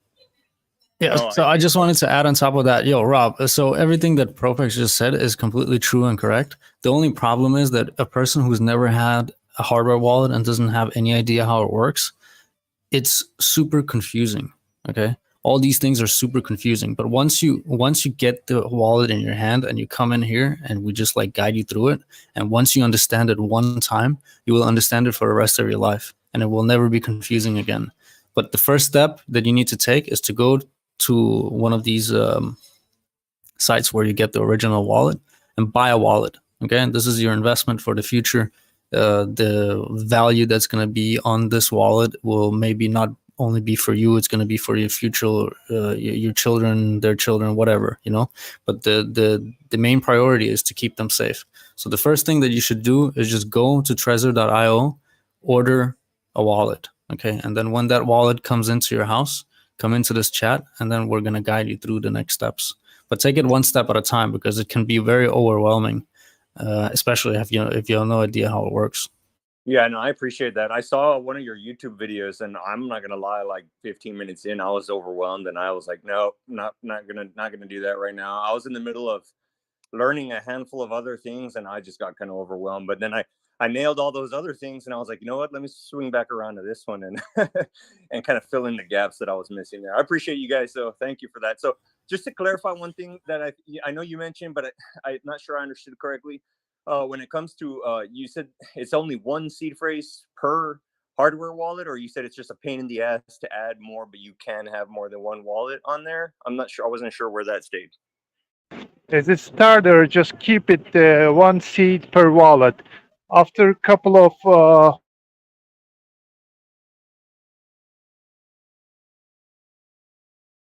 Yeah, it's one at a time. So you could use one and then swap it out for another one, but you literally have to clear the wallet and then put another one in. So it's only one at a time. but like okay. every seed word has like thousands of accounts, right? Plus, you have the added complexity of the passphrase with the hidden wallets that, you know, is another whole topic. Oh, okay. And I never really did use MetaMask a whole lot, but since you mentioned it, you mentioned about, you know, account 1, account 2, and all that. And I noticed that it gives you like a different ETH address for each account, but I've never done it. Is it like a different seed phrase for each account too, or is it just like account like different Ethereum addresses like within the same seed phrase? How does that work? Yeah, so the seed phrase, you know, it's like a seed, right? It generates these different accounts, these different private keys, right? So for every account, you actually have a private key, kind of like, you know, if you're growing a tree, right? You can have different branches or whatever coming off of it. So basically, basically your seed phrase will generate the private key for every account, right? And it depends on the wallet. Some of them do it in different orders, right? There's a different standard that they use. But basically, you know, the first one's always the same, the second one's always the same, the third one's always the same, no matter what you do, right? As long as you keep in that same standard, you know, you can go from MetaMask to some other one, or actually even you can go between your hardware wallets, between Ledger and Trezor, and still pick out those same addresses because the private key that the seeds generate are always the same in the same order, right? But one seed, multiple private keys, and private keys basically lead you to the addresses as well, right? So I don't know if I made that too complicated. If Kismet can clean it up. No, yeah, it makes sense. So I guess then you access every account that you create there through the same seed phrase. I was just wondering, like, so, but there's no link to it, like on the blockchain, right? Like, let's say I send ETH from account 1 to somebody, and then ETH from account 2 to somebody. Can it be determined that both the Ethereums came from the same place, or like are they just totally appearing totally unrelated on the blockchain? They just appear unrelated. Yeah, that's correct. Okay, cool. Appreciate that information. It's been great chatting with you guys. I appreciate all the information you've shared. Thank you. Dude, just a heads up, like anyone who's like, usually in these chats you always have some dudes sitting and trying to hunt down like people who come in with newbie questions. So if you get like, go to this side, man, order the Trezor from this side, bro, or click this link and shit, don't click it. But I'm gonna send you a link right now that you can trust. Okay, so it's just trezor.io if you want to type it in yourself. Yeah, but just trezor.io. Okay, so anyone can verify it as a legit link. Yeah, they already tried. I've already gotten a couple of DMs from Pulsechain community, which I just blocked right away. So they already have some pretty official looking spammer or spoof accounts. I don't know if you already know about those or not. Yeah, but there's many of them. They'll just always block everything. Never click any links or anything like that. But I just sent you the link. Yeah. Never trust anybody that says trust them, okay? But you can trust me right now, okay? I'm the only one you can trust right now. But in general, like just. Oh, sorry. I was just gonna say I do keep a log of the link. So like when I subscribed to your YouTube channel, I saw it there in the comments. So I saved the Trezor link there too and all that. So yeah, I think you're confusing me with someone else, bro. Because I don't have a YouTube channel and I haven't made a video regarding this. But I could have sworn you all had maybe not a YouTube channel, but maybe it wasn't YouTube at all. Maybe did you all make a video on how to load your Trezor wallet? I did not personally, but the thing is that the community, I mean, everybody does their own thing, you know, like even though we're all part of the same community, people do like different things. Maybe you're talking about How to Pulse. Have you ever been to that website? No, I could have sworn I grabbed a video off of your pinned messages in here. I could be mistaken though, but I could have sworn I watched a video from your chat. Shoot, man. Yeah, just Maybe go to not. howtopulse.com. It actually has all the videos on the wallets that you need. Yeah, I got you. Thanks, man. Yeah. So Trezor.io is the website that you should order the wallet from. And I would recommend just do it right now. Like if you have spare cash, like this should be your first investment, especially in this, like this sphere of like the crypto world. You must have this. Okay. So whatever it is, make sure that you have like $80, $70 to make this purchase. When you get that purchase and it gets to your home, come to this chat and then we're going to take you step by step. You can also go to howtopulse.com and get familiar with the process. if you watch the videos and you still don't understand, just make sure you get familiar with it. So when you come in here and somebody guides you through it, it's going to be easier to follow the steps because you somehow became familiar with it through the website, you know. But Yeah, take for just sure. one step at a time. And once you get it, bro, you're going to be like, holy, why didn't I just do this before? Like, it's so easy, it's so nice, and you have everything is safe. Like you can interact with whatever dApps you want. But again, step by step, get the treasure first and come in here and everybody will help you. I appreciate that, but you need a good PC then for that, right? Because I've only ever done everything on my phone, so I don't really have a good PC. Is there any way to use your hardware wallet with anything other than a good PC? I mean, you don't need a good PC hardware wise. You just need a PC that's not filled with viruses and stuff like that. I mean, I wouldn't use that. But just make sure that you have like a PC that, you know, is clean. You haven't visited like porn sites and stuff like that. But overall, just, you know, have a clean computer. It doesn't need to be like a powerhouse. You know, it doesn't need to be good or anything. Like, just as long as it works and it's clean. Okay, sounds good. When I'm wondering, I went through all your pin messages. I'm wondering where the hell I saw that video because I could have sworn it was Pulsechain and a Trezor tutorial, but I guess it could have been another member maybe that just shared a video they made. So my bad on that. But thank you though, nonetheless. It's a very decentralized chat type thing, right? There's a lot of members that help out in different ways, and you know, we just come together as a community for the most part. And yeah, like Kismet said, you know, if you know, for the links that he's giving you, if he was giving you the wrong link, I would have, you know, spoken up and said, hey, no, that's the wrong link, right? Or someone else would have. As long as you hear more than one voice talking to you in the chat, you know, you can have some confidence that you're not getting scammed, at least. Right. And Kismet's been in the community for a while, but typically what we do is we'll put it in the public chat too, right? For everyone to see. That way, if he did try to, you know, scam you on the side or something like that an admin would, you know, delete the post or comment on it or whatever, right? Look, there it is. It's your bot. Your bot has that YouTube video there. That's what I was looking at the last time. I knew I was watching a video that was posted here. It's on your Combot there, the Trezor setup and migration. I guess it's just not necessarily a video that you guys made. It's just a video you shared then, I guess. Yeah, Profex and I just put it in the chat below. Gotcha. Okay. I was questioning myself for a minute there because I was like, man, was I in like a freaking scam community there? But no, yeah, I was in the right place here. I was getting it from here. But shoot, guys, I got to run. But it's been great chatting with you. I appreciate it, and I'll definitely pop back in with you guys in the next few days. Appreciate it again. You're welcome, man. Yep, sounds good.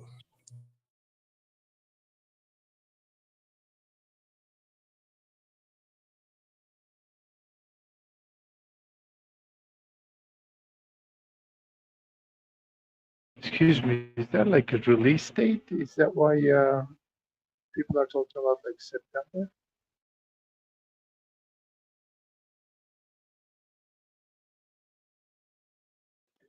Do you mean the Ethereum news? Yeah, I was away from the group for a while. I don't know anything.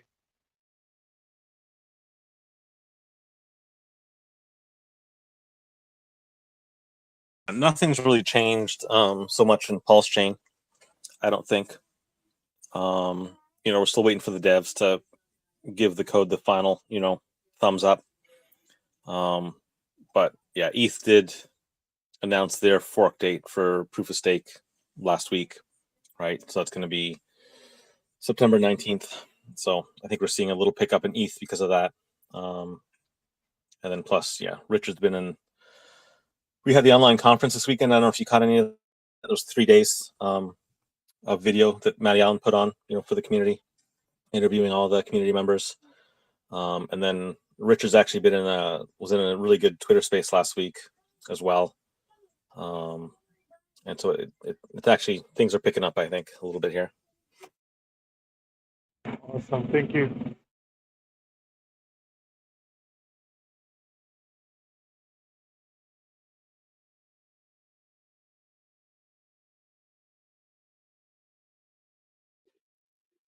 Hey, Profex.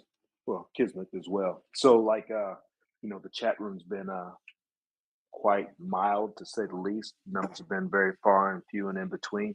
I know I've been in and out, and I don't see the numbers, so I've been out. But I'll tell you, there's a lot of people in our own community that are being misled. There are a lot of panic this morning, thinking just because Ethereum's doing their launch in September that the gas fees are going to be lower.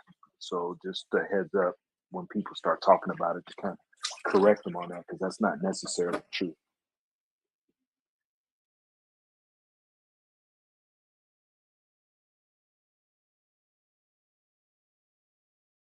Okay, so that's from within the community then that's coming from, perhaps. I don't know if you're on earlier. What?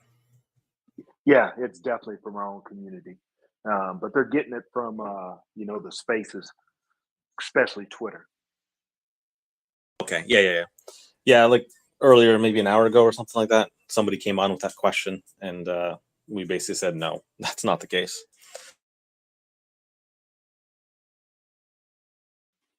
Yeah, you got another 6 years or so. Exactly. It was Jake and Adrian and them were on. Everybody was trying to squash it. It happened like 2 or 3 times this morning.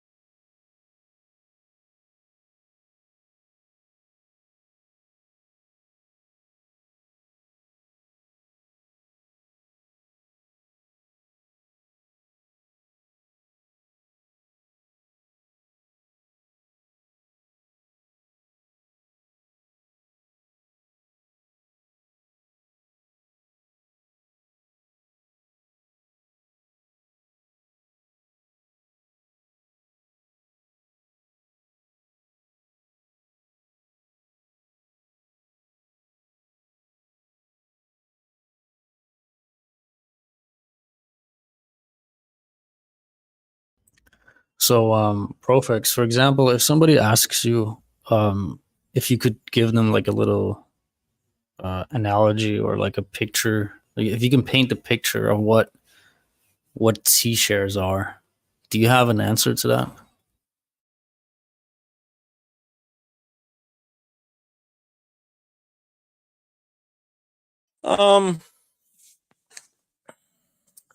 I mean, T-shares are basically just like buying shares, in a stock that is going up. Basically, I don't know.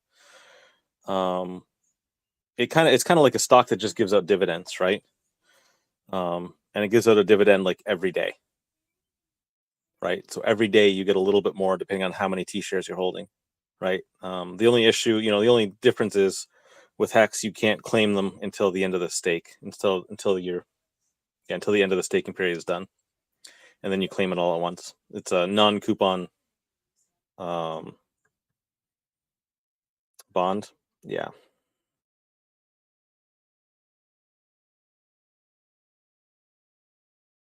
Yeah, I've been thinking of different ways to kind of like, I mean, it's a good little thought experiment, like how do you explain it to somebody who knows absolutely nothing, like who just joined the community and like is asking, what is this? Like, what is a staker class, for example? Like, what is a T-share and stuff? It's good to have like some different ways to explaining it, Yeah, some simple ways are always best, instead of getting into the crazy long conversations that we typically get into. It's a hard topic. I fast forward through the part of the conference where Richard was talking to the kids and whatever, and trying to explain it to different levels. Because I didn't think I'd see too much there that I hadn't heard before or whatever. So, but I should probably go back and see if he does a better job of it, than I'm doing, maybe. Yeah, there's also different ways, some person can understand it if you use like a cake example. For example, if you say like, okay, so becoming a staker in HEX basically allows you to it kind of like allows you to go into a room and within this room there's like a big table, and there's like seats. So by you staking and then getting T-shares back, that kind of like gives you, that reserves like a spot at the table for you. So depending on how many T-shares you have, that's like, that tells you how much of the cake that you can have each day. But the thing is that this cake, it cannot expire. It will not go bad. Like, so, but you can only eat this cake by the end of your stake, you know? So something like that. Like it kind of like, it gives you a seat at the table where you can eat, and what you're eating is basically inflation. So it's Hey, like you have a Kismet, portion. What's up? hey, try this out. You and Profex, try to see if this is maybe a little bit easier. Just throwing it out there. Like where if you just say, you can almost piggyback off that walrus one that he uses with the Skittles. Oh, damn dog. How about say, if you say you got a big bag of Skittles and you take out, you buy this big old bag of Skittles, say there's 1,000 of them in there. This bag of Skittles is going to get you a T-share. Now, what a T-share is that this big bag, you're going to start accumulating these little small regular bags each day based on how many of these big bags you have.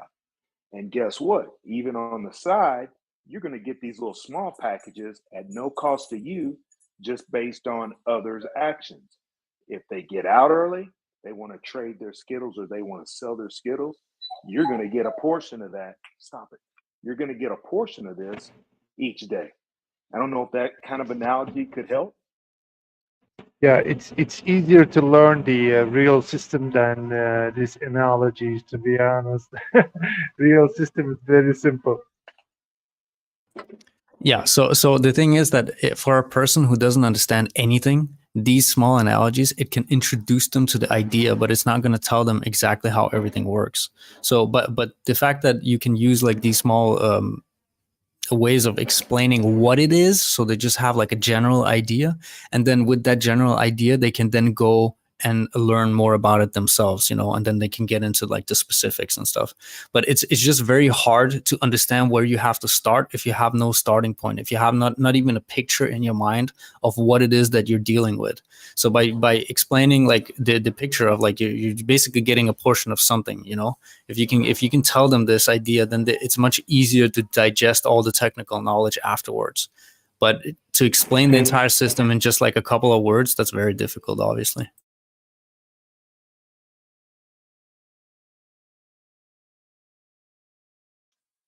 Especially when you get in the master at a crypto goose. I mean, so whoever goes the Pulsechain and goes in that area, and you print out his, even though we'll understand it, and it took me a while, but his explanation will be over. It definitely was overhead to me when I first got in, and it took about 200 something hours worth of listening on Telegram just to even understand.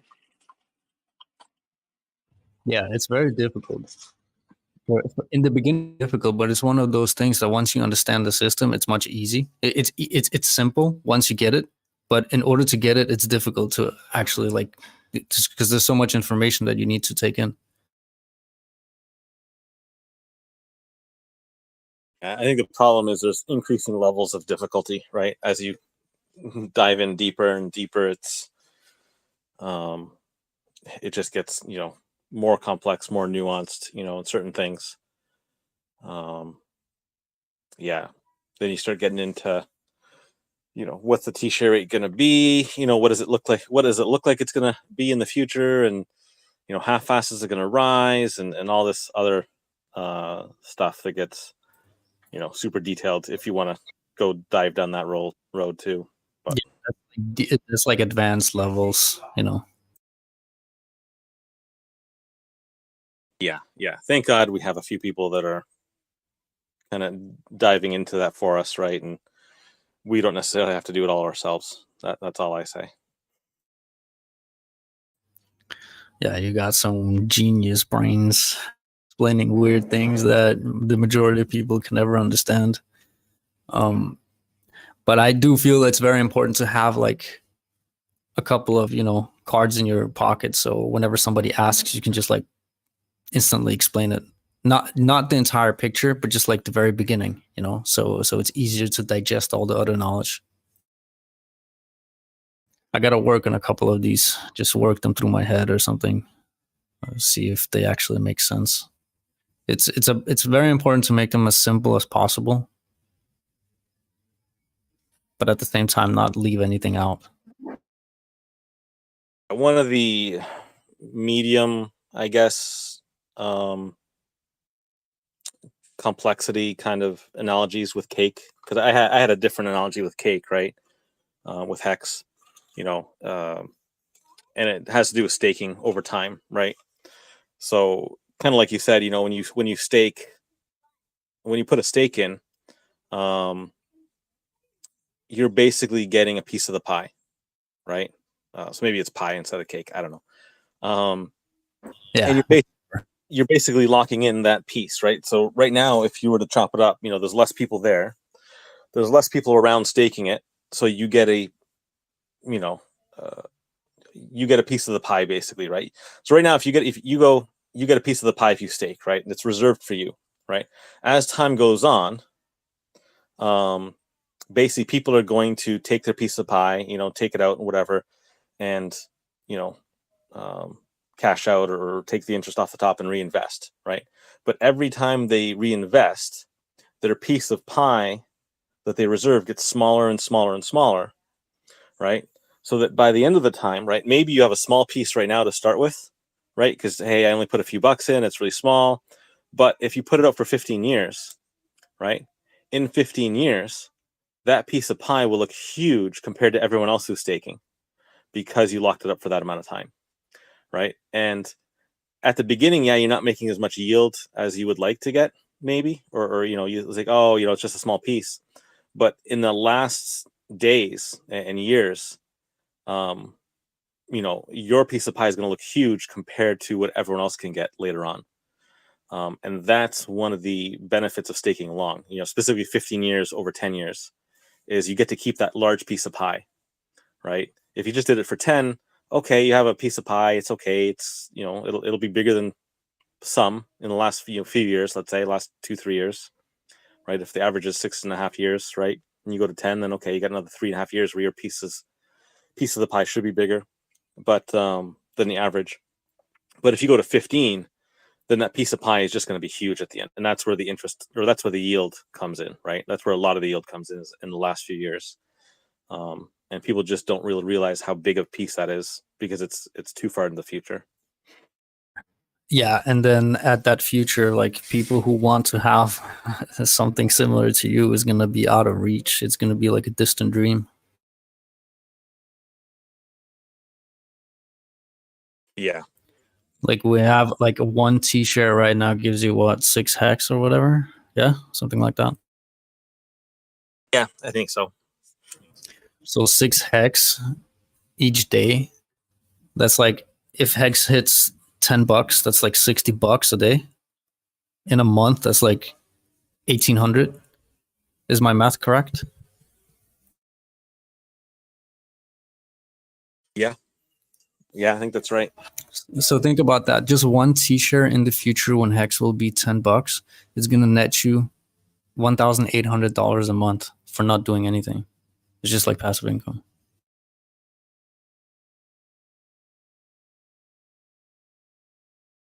It's like Social Security, basically, or whatever, I think.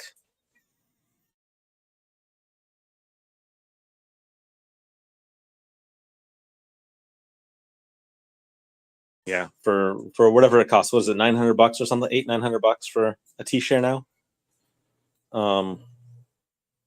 Yeah, it's a amazing value later on. If you think about it like that, yeah, it is, because there's a lot of people, man, in many parts of the in the world that, you know, they work an entire month and they barely make that.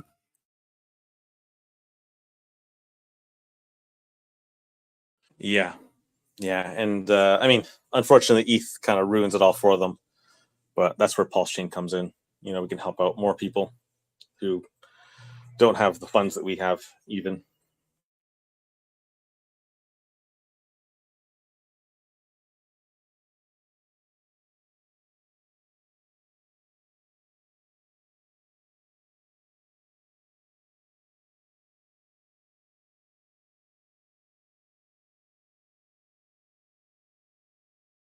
All right, I'm gonna go put the phone down and get some stuff done around here. But I'll talk to everyone All later. right, man. Yeah, nice talking to you, man. Thanks for helping out in the chat. Yeah, Peace. it's been a long time since I've heard anyone talking here, so it's nice to come on and hear people talking again. Hell yeah. Good hearing your voice. Take care, man.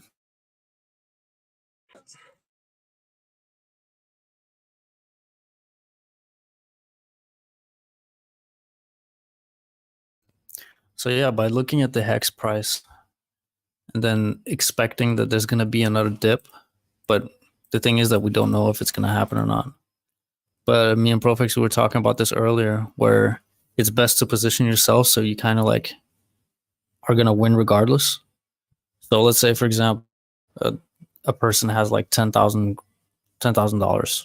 Okay, that's like their USD value that they can invest and try to multiply. At this point, we don't know if it's gonna go lower or not, but not financial advice, but I would probably put like 6K, buy this current dip at 6K, right? And then I would have 4K on the side. And then I'd probably put limit orders for around like 2 cents. And then if it goes down there, cool. I'll spend that remaining 4K to buy the dip. But if it doesn't, and this is the bottom, and we're gonna go up to like 20 cents from here, then the 4K that you have left from the 10K, you need dollar value anyway once Pulsechain launches, because you're gonna be able to, like, you have to bridge over to cash and buy the Pulse dips, you know? Like, you're gonna have so many opportunities once Pulsechain launches. So that way a person can position themselves to win regardless if there's gonna be a hex dip or not. But the main priority is just to have to be sitting on cash, because it's very, very sad when there's opportunity in front of you, but you don't have cash to capitalize on it. Yeah, that's an excellent point. Especially, it's like really having this good feeling. Well, I forget it. The name's escaping me right now, but in regards to the 171,000 Bitcoin that has to be given back to those people. I forget what the name of that was, but anyway. The Mt. Gox coin. Yep. So once that happens, the price of Bitcoin going down, the launch possibly, and whether it's going to affect us or not, Ethereum doing their, proof of work to proof of stake. And it's like, feeling closer that the software is getting, to be to a point to where it's perfect, so it can get to launch. So the launch maybe within the next 60 to 90 days. Position yourself with that dry powder is an excellent idea, just so you can attack it at multiple angles, especially hitting hex at a low price, and then whatever you didn't get in, whether it was PLSX, or whether it was just Pulsechain, just so you can be prepared.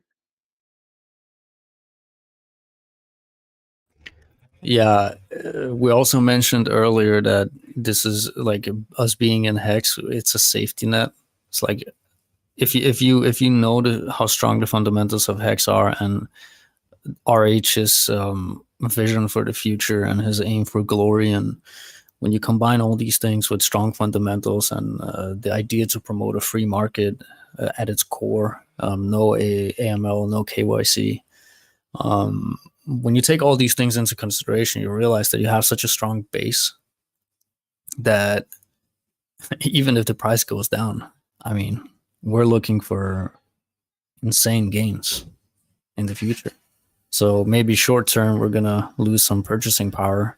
But if we go in now, like, for example, if we go in at 4 cents and it dips down to like 2 cents, we could have bought twice the bag if we had waited. But the problem is that you can't predict these things. Nobody can say that what's gonna happen. Nobody knows. But again, what we said earlier, you have to position yourself so you can win both directions. But yeah, the safety net of being in RH's ecosystem is it's unbelievable. Because if you were in something else and you have this 95% dip, then it's looking very bleak, man. Like, there's no recovery in sight. Maybe in a couple of years or something, if the project is decent, but chances are it's not decent. Chances are it's bad and you lost all your money. but with the Hex ecosystem, it's, I mean, we also have so many good things being built around it. We also have a lot of trash, but there are some things that will really put like Hex, you know, take Hex to the next level. I believe that all roads, like they say, will lead back to Hex. I believe in that. It's going to be a great store of value. It's going to be at the back end of anything that has value in the Hex ecosystem. So yeah, I mixed a couple of topics together here, but overall, I'm just like bullish, you know, in every direction I look. No, I was able to follow you.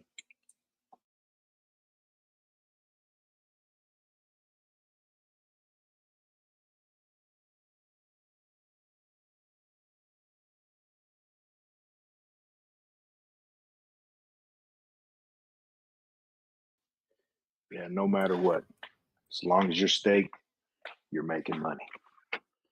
Even during this storm that we're going through, it's miserable spiral, but it doesn't matter as long as you're staking. You're not holding it liquidated or holding it liquid. You're in good shape.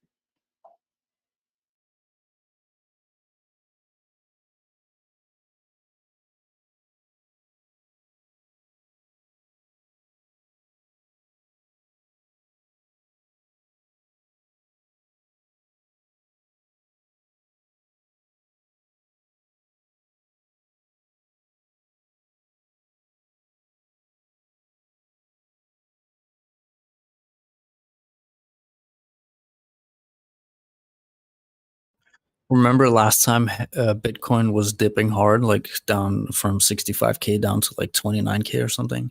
Hex was pumping. You know, I can imagine something like that happening again. And also, it's very good visuals. If we have like some catastrophic event of these BTC coins from Mt. Gox coming in and then dumping the market, it might also force like a cascading effect on the miners. And if the miners start dumping their BTC coins as well, I mean, it can be very ugly. It can go below 10K. If that happens and Hex pumps at the same time, just imagine those visuals. Well, I imagine one stat that's going to go up, and that's suicidal ideation stat's going to go through the roof. So get prepared. Wow. I mean, yeah, some people on the other side will be, you know, smiling and being happy as a pig in shit, while others are seeking refuge at the nearest blood bank. That's how it is, bro. This market doesn't have any feelings. It's ruthless. It's brutal. It's the way a market should be, honestly. It should punish greed. It should rinse the entire system of people who are incapable of making the decisions correctly. Like, if you put in your kids, even though it's terrible to say something like this, but if you put in your like your savings, like without telling your partner, for example, like you go all in, that's greed. You can't do that. And if you do that and you get lucky, guess what? You will keep doing it, and eventually you will get wrecked. But if you're doing it, usually these people, they get wrecked, and those are the ones who, you know, begin dreaming about eating a bullet. But that's just how it is, man. The market functions like this. People are overextended, they will get wrecked. Degenerate gambling. That's what that is.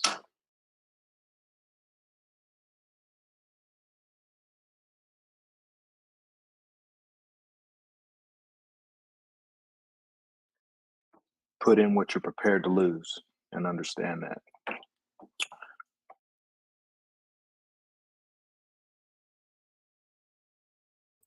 Yeah, so the funny part is, in order to understand it, you kind of have to get wrecked. Because if somebody comes in and holds your hand through the process, you're never going to learn what it actually means to get wrecked. But getting wrecked, you kind of start seeing the picture better and better. So the only problem is if you get wrecked so bad that you can never make it back. I mean, I feel for these people. By the end of the day, even though they're retarded for doing it, stupid mistakes, I still feel for them, you know, because losing everything you work for is always a sad thing. But on the other side of it, if you're a person who have seen the cycle and you kind of like prepare for it, you just have to get a feeling of how long people will bleed before everyone has bled out. And then you can come in with your stable coins and buy up in all the chaos and misery.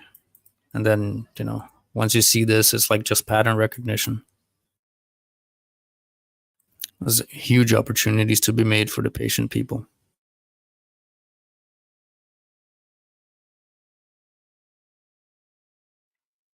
To tell you the truth, though, I guess what's helped me at least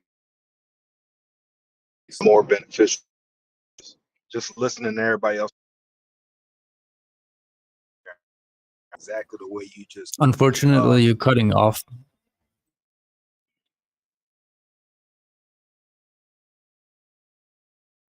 Try repeating it again.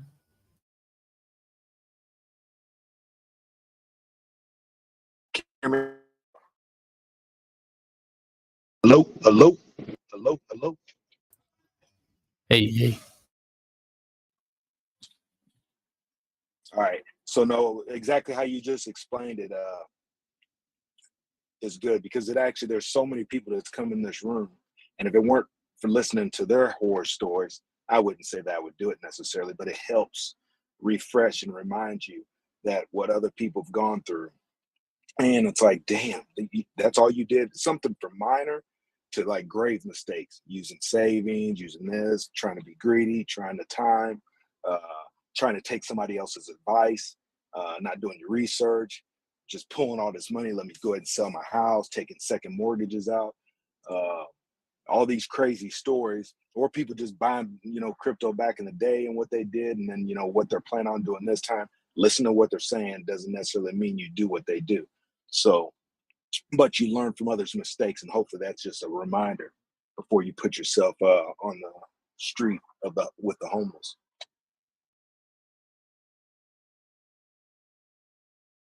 Yeah, I find that greed always comes from the feeling of being impatient. And it's like, it's a self-fulfilling prophecy. Like if you're greedy, you want everything fast. If you're impatient, you're going to make mistakes, because instead of actually putting in time and researching the different investment opportunities, you're just like, you want it right now. Like you don't even want to spend time, you know, to understand things. So, you can't wait. Like you want to have this money right now. You want to make the trade right now. But had you just not made the trade, you would have been up so much more. And because you made the trade, then you put yourself in a worse position. And now there's opportunity costs that you're paying, and so on and so on.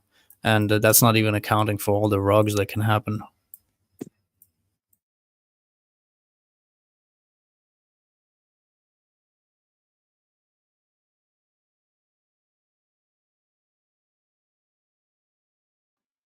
Yeah, and going back to the limit orders, I mean, that's just the best thing to do. It's just so hard. I mean, read this shit. No one's got a 100% accuracy in knowing that it's going to go down to 2 cents, 1 cent. But just say, throw your limit order out there and let it do its work, and just hope for the best.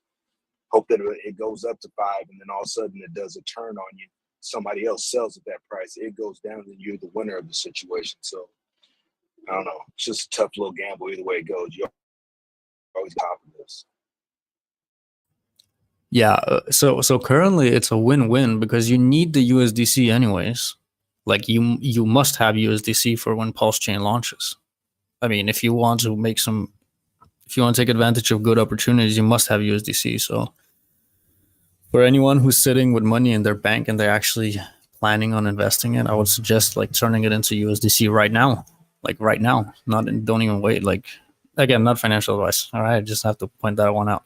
But yeah, if it was me, I would just like turn it all into USDC, what I want to invest, and then be ready and put in the limit orders. Because if they don't trigger, then you need to just bridge that over to Pulse anyways, right? That's what you would do anyways. So it's a win-win. If it gets triggered, cool. If it doesn't get triggered, you just bridge it over.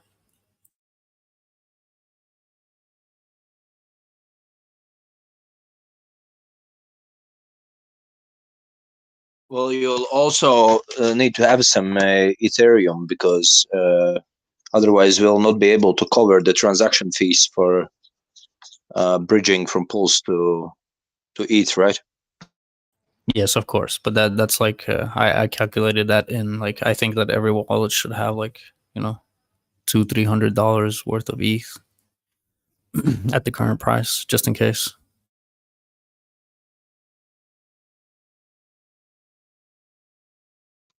Can I ask you? You mentioned USDC because there is going to be a pair between Pulse and USDC, or what was the whole discussion regarding that? You should hold USDC. So the thing about having USDC ready is because we're talking about first the hex portion of the conversation is that right now it's at 4 cents, but we don't know if it's going to go down to 2 cents or whatever, right? So but if you want to be ready to capitalize on this, then you must have USDC. So you don't want to have the money in your bank and then the dip happens and then you want to like buy and then send from the exchange to your wallet and then connect it to MetaMask and then from MetaMask use Uniswap and then no, you need to have the USDC ready. Put in the limit order and wait. If Hex does not dip and it goes from 4 cents to 20 cents, then cool. The USDC that you have ready, you can just use as capital to inject into the Pulsechain ecosystem. But if the limit order does trigger and Hex does dip, then that USDC will be used to buy the dip. So that way, you will always be in a winning position. Can I ask why specifically USDC? Because there's several of them, of course, but why specifically USDC? Because it's your favorite, or? Yeah, I mean, I just use that as. I mean, you want it to be stable, obviously, but you can use any stable that you prefer and you trust, as long as there's liquidity and the limit orders will actually go through. Of course. Thanks for clarifying. No problem, bro.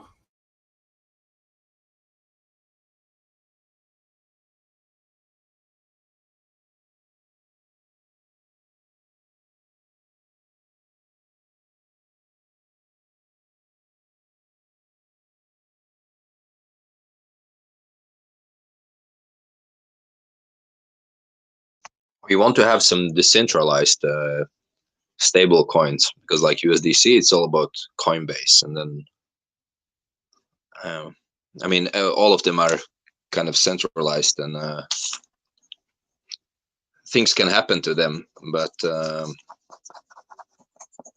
yeah, we should have some complete decentralized stable coins. But then it's probably very hard to maintain it and to keep it stable. Yeah, I assume that this question is being worked on like constantly by people in the space. It's very important because as we speak, like USDC, these guys, they can just turn off your coins, even though it is quote unquote a regulated, since they're under Coinbase and their treasury or whatever, it's all under supervision. But at the end of the day, the government can just come to them and tell them to turn this wallet off or whatever, turn these coins off if they want. So they can do these things. It's not ideal for the crypto world, but I guess people are having a hard time creating something very truly decentralized that works as a stable coin. But it will happen in the future for sure.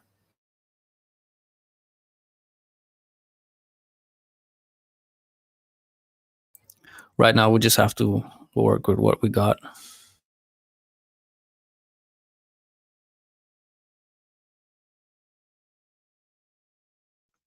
Well, in order to be kind of decentralized, it must be pegged. And that will always sooner or later go wrong.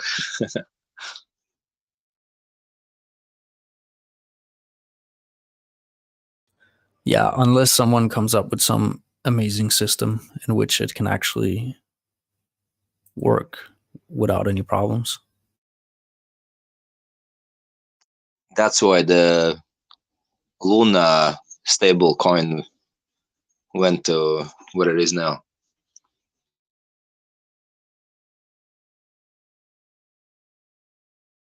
Yeah, that was a catastrophe.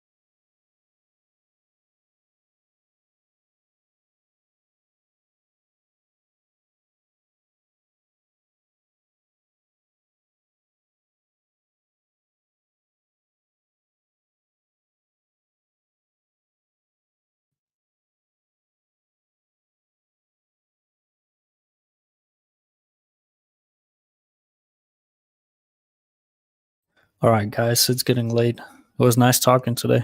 I hope this chat is gonna be more active, especially in the coming months. Yeah, hopefully. I find myself even when I hear it so quiet in here and there's only like 13, 14 people I see in the room, I find myself even going over to the Twitter space and seeing what the heck is going on over there. Because I do hear about other projects and stuff. I just listen and then go over to the Pulsechain Twitter space as well. But I don't know. Seems like we lost about a good 90 people in here to other places. And I haven't seen but maybe 5 or 6 of them on the other side. Yeah, usually you can use these as we're getting closer and closer to like a bottom indicator type of thing, because when people start losing faith, but we're not there yet. But there has to be a lot of drama. People have to be very angry, quit, deleting their accounts, screaming at each other, taking sides, like shilling new type of coins.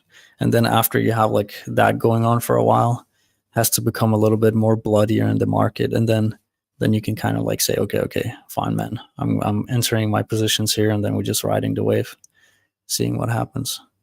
You can tell when the community becomes very fragmented, we're getting just closer and closer to the bottom, in my opinion. Well, we're definitely getting close.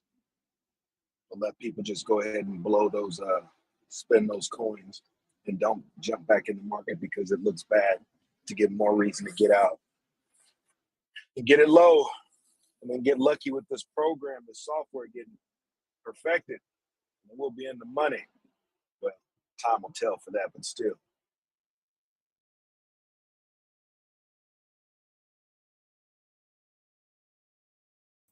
Yeah, let's see. I'm not getting baited by this green market right now. The little 14-15% Ethereum pump.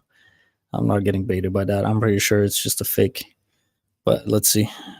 Nobody can know. I think we need to go down to like that 15 to like 11 to 15K BTC, around that area.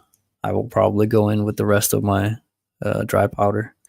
And then I don't care what happens after that. That's a bet. That's a bet. 60 to 90 All right, days. man. All right, now. Peace, and Yeah. take care of yourself. Good night, man. Yep, be safe out there.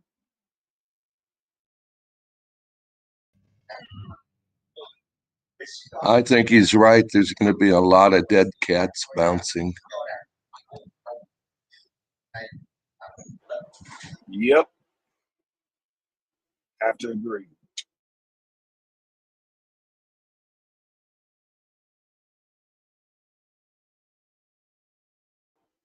Unfortunately, a lot of people got to feel some pain. Yeah, you're right. And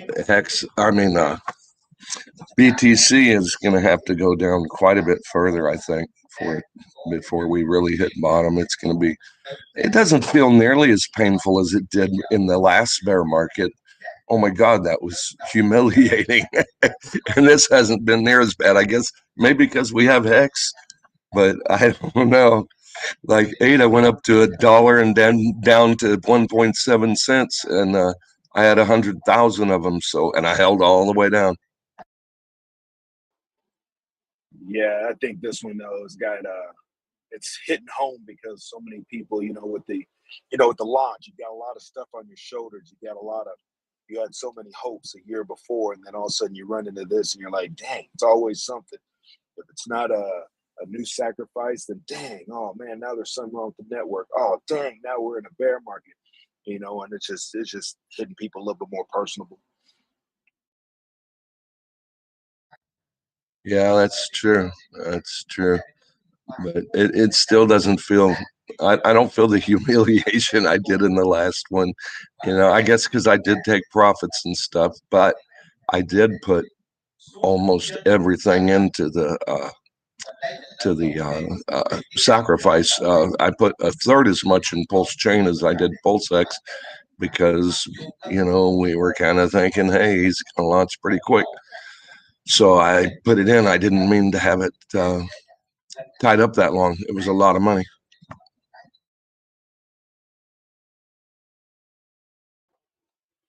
Yeah, and I got in on the reverse, so I got in on the tail end. So the beginning of PLSX, and missed the pulse, so I was definitely upset about that.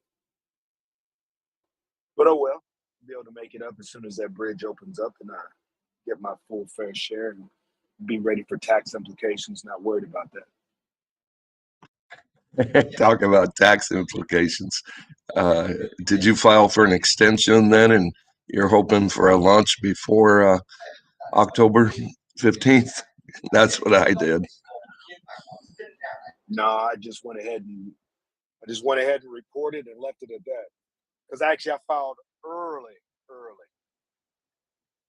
way before. Unknown caller. Oh snap!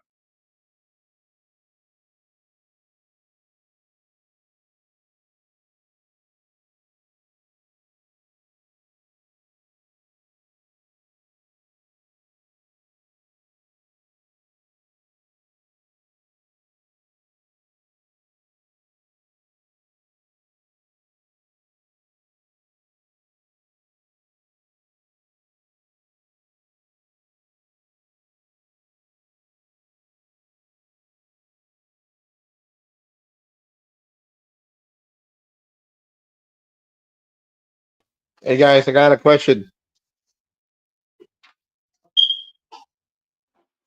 Go for it, Rambo. It's kind of stupid question, but you know what? I'm gonna throw it anyway. All right, let's say I have Hex on my Ethereum. All right, my Hex, the one that I got, and I when the bridge opened, I want to send it over the bridge to Pulsechain network, but I don't want to. I don't want to keep my Hex Ethereum Hex. I want to turn it into. I want to swap it into, if I can, into Pulsechain Hex. Could I do that instead of keeping it as a Ethereum? I want to turn it into Hex. Would I be able to do that? Yeah, you just want to take your HEX and you just want to wrap it and put it on the PX side. Is that what you're saying? Mm-hmm. Yeah, you can do that. You'll be able to convert it. You just have to wait after that 24 to 48 hour window expires and the bridge opens up. Yeah, once that bridge opens up, the idea is this. The idea is because I wanted it, to do my staking all together. I don't want to have separate staking in one side and another side. I want to have all my my coins at once. Not at once, but divided in 10 years. But I want to have whatever I have in Ethereum, put it in Pulsechain, so I can put them together and do the stake all together. You know what I mean? There's only one caveat to that, is that even though you'll wrap it and bring it over to the PHEX side, it'll be known as HEX instead of PHEX. So you could still do the stake on the other side, but it's going to be, you won't be able to combine it with the E. You won't be able to combine HEX with PHEX, if that makes any sense to you. Okay, I got that. But my question was, that's why I asked, if I could turn it, like a swap it for, for that Pulse X instead of, keep it as a EHEX. Unfortunately, no. No, okay, But got you'll you. see, different like pools that may Mhm. have that EHEX and PHEX identifiers, those symbols that will be recognized in the pools, that where somebody may have that in regards to doing stakes at that time. But to actually turn your EHEX into PHEX cannot be done. Okay, It has to. got it. It'll have to be wrapped. Right. And it will be performed as a, even if it's on the other exchange, which is Pulse change, it will perform as a EHEX, right? The price and price wise, I'm talking about. Their prices will even be different. That's why you won't be able to blend the two. Right. So people do believe that parity will be reached somewhat soon, but no one knows. No one knows when parity will happen. So if you're looking at EHEX right now and it's at 4 cents, and then when the launch happens, say that the PHEX is at 1 cent. Well, you're looking at a difference. You're going to be losing money if you wanted to try to bring that EHEX and put it in the PHEX. You've already lost. Just use the what we just said, the plain example. You're already going to lose 3 cents per hex doing that. So yes, there's a different differentiation between the two. So that's why you do want it separate and just hope for the best in regards to parity one day. Or I just keep it in the, in one side and in the other side. Simplest way, right? You could do that, but also being mindful in regards to the Ethereum gas fees down the line. So you've got a couple of decisions to make. I mean, you can't go wrong with either one. Just be conscientious of those gas fees. If you do keep it on the E side, there is belief that the Ethereum hex is going to outperform PHEX down the line, but who knows? It's just all speculation. Right, right. And as far as, I mean, like, what about that snapshot? I mean, did it happen? I mean, like like I got the first snapshot, or the second snapshot, and I used some of the coins, and and I was playing with it, but I haven't, I changed wallets and I don't see it anymore in my new wallet. Yeah, that's not really a snapshot. That's just kind of giving you an idea in regards to what you sacrificed. And that's nothing but monopoly money that can be used anyway. If you change wallets, all you got to do is go back into the and change the RP settings, and then put it back into your hardware wallet, and then you'll see those coins reappear once you connect it with the GitLab. With the Not with GitLab, but when you connect it back to the testing site. Right. Any It'll pop idea? back on, but you need to check that just to make sure that your address that you do put those RPC settings in there just to make sure.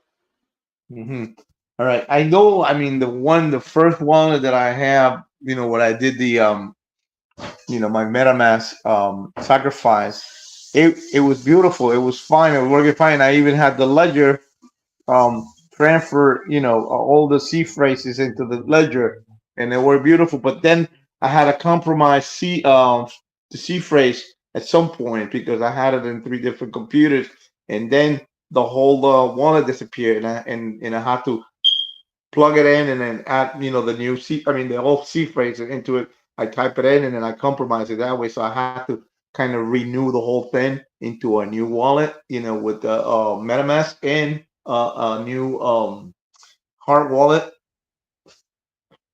with Trezor. And now I don't see my my snapshot coin that I have on the other side. So I don't know. I just like thinking.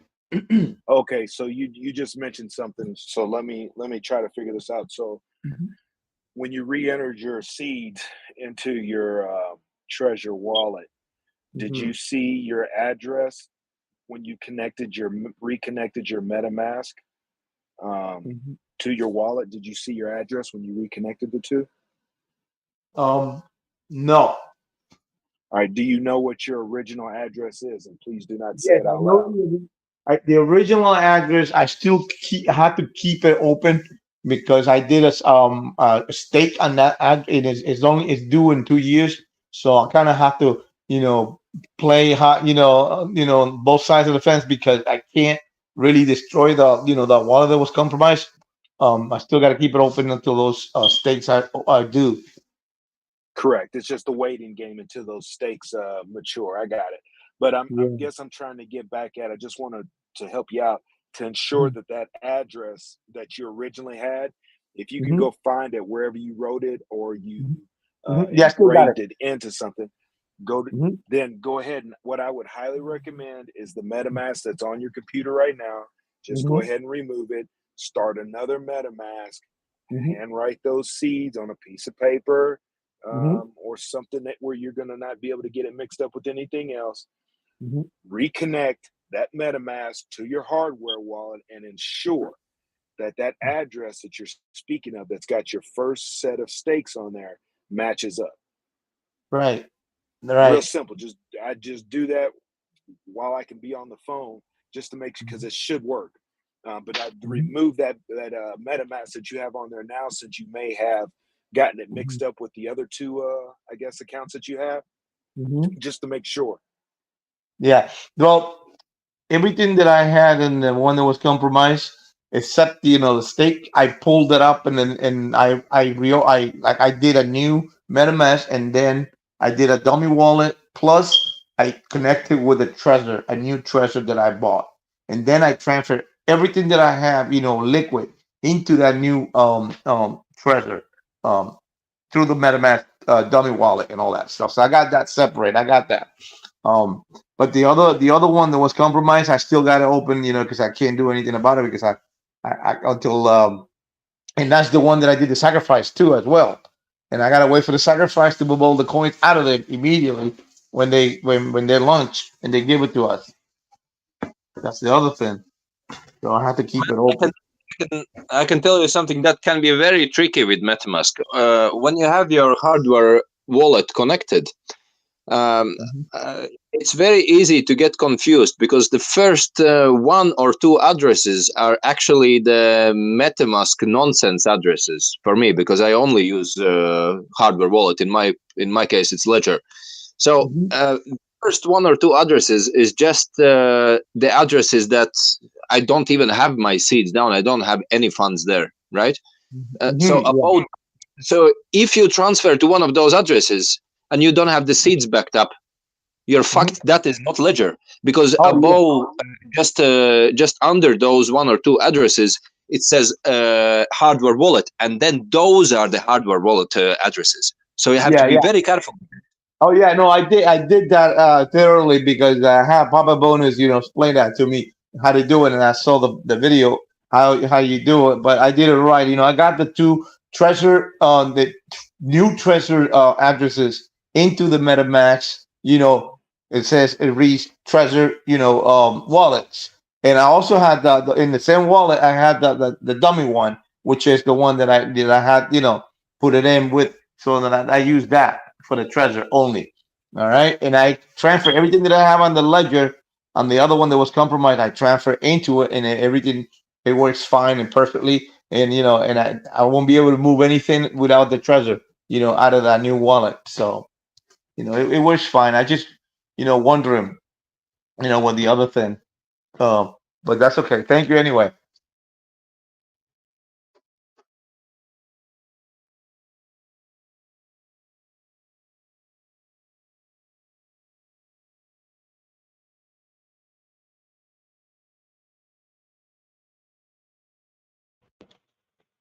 Hey guys, instead of removing your old MetaMask, you can create another Windows profile, and you can reinstall. You can just use another Chrome under another Windows profile, and do your operations that way. That way, you wouldn't have to delete a MetaMask.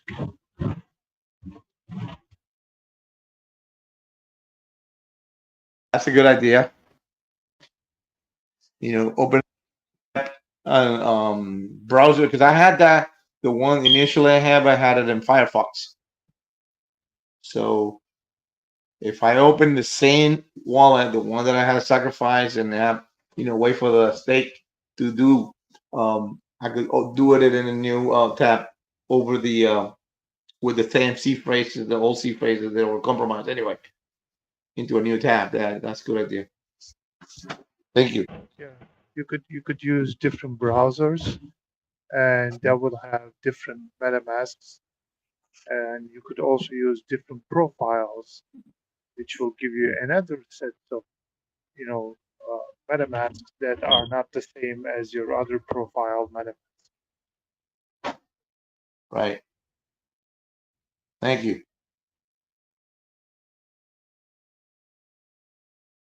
No problem.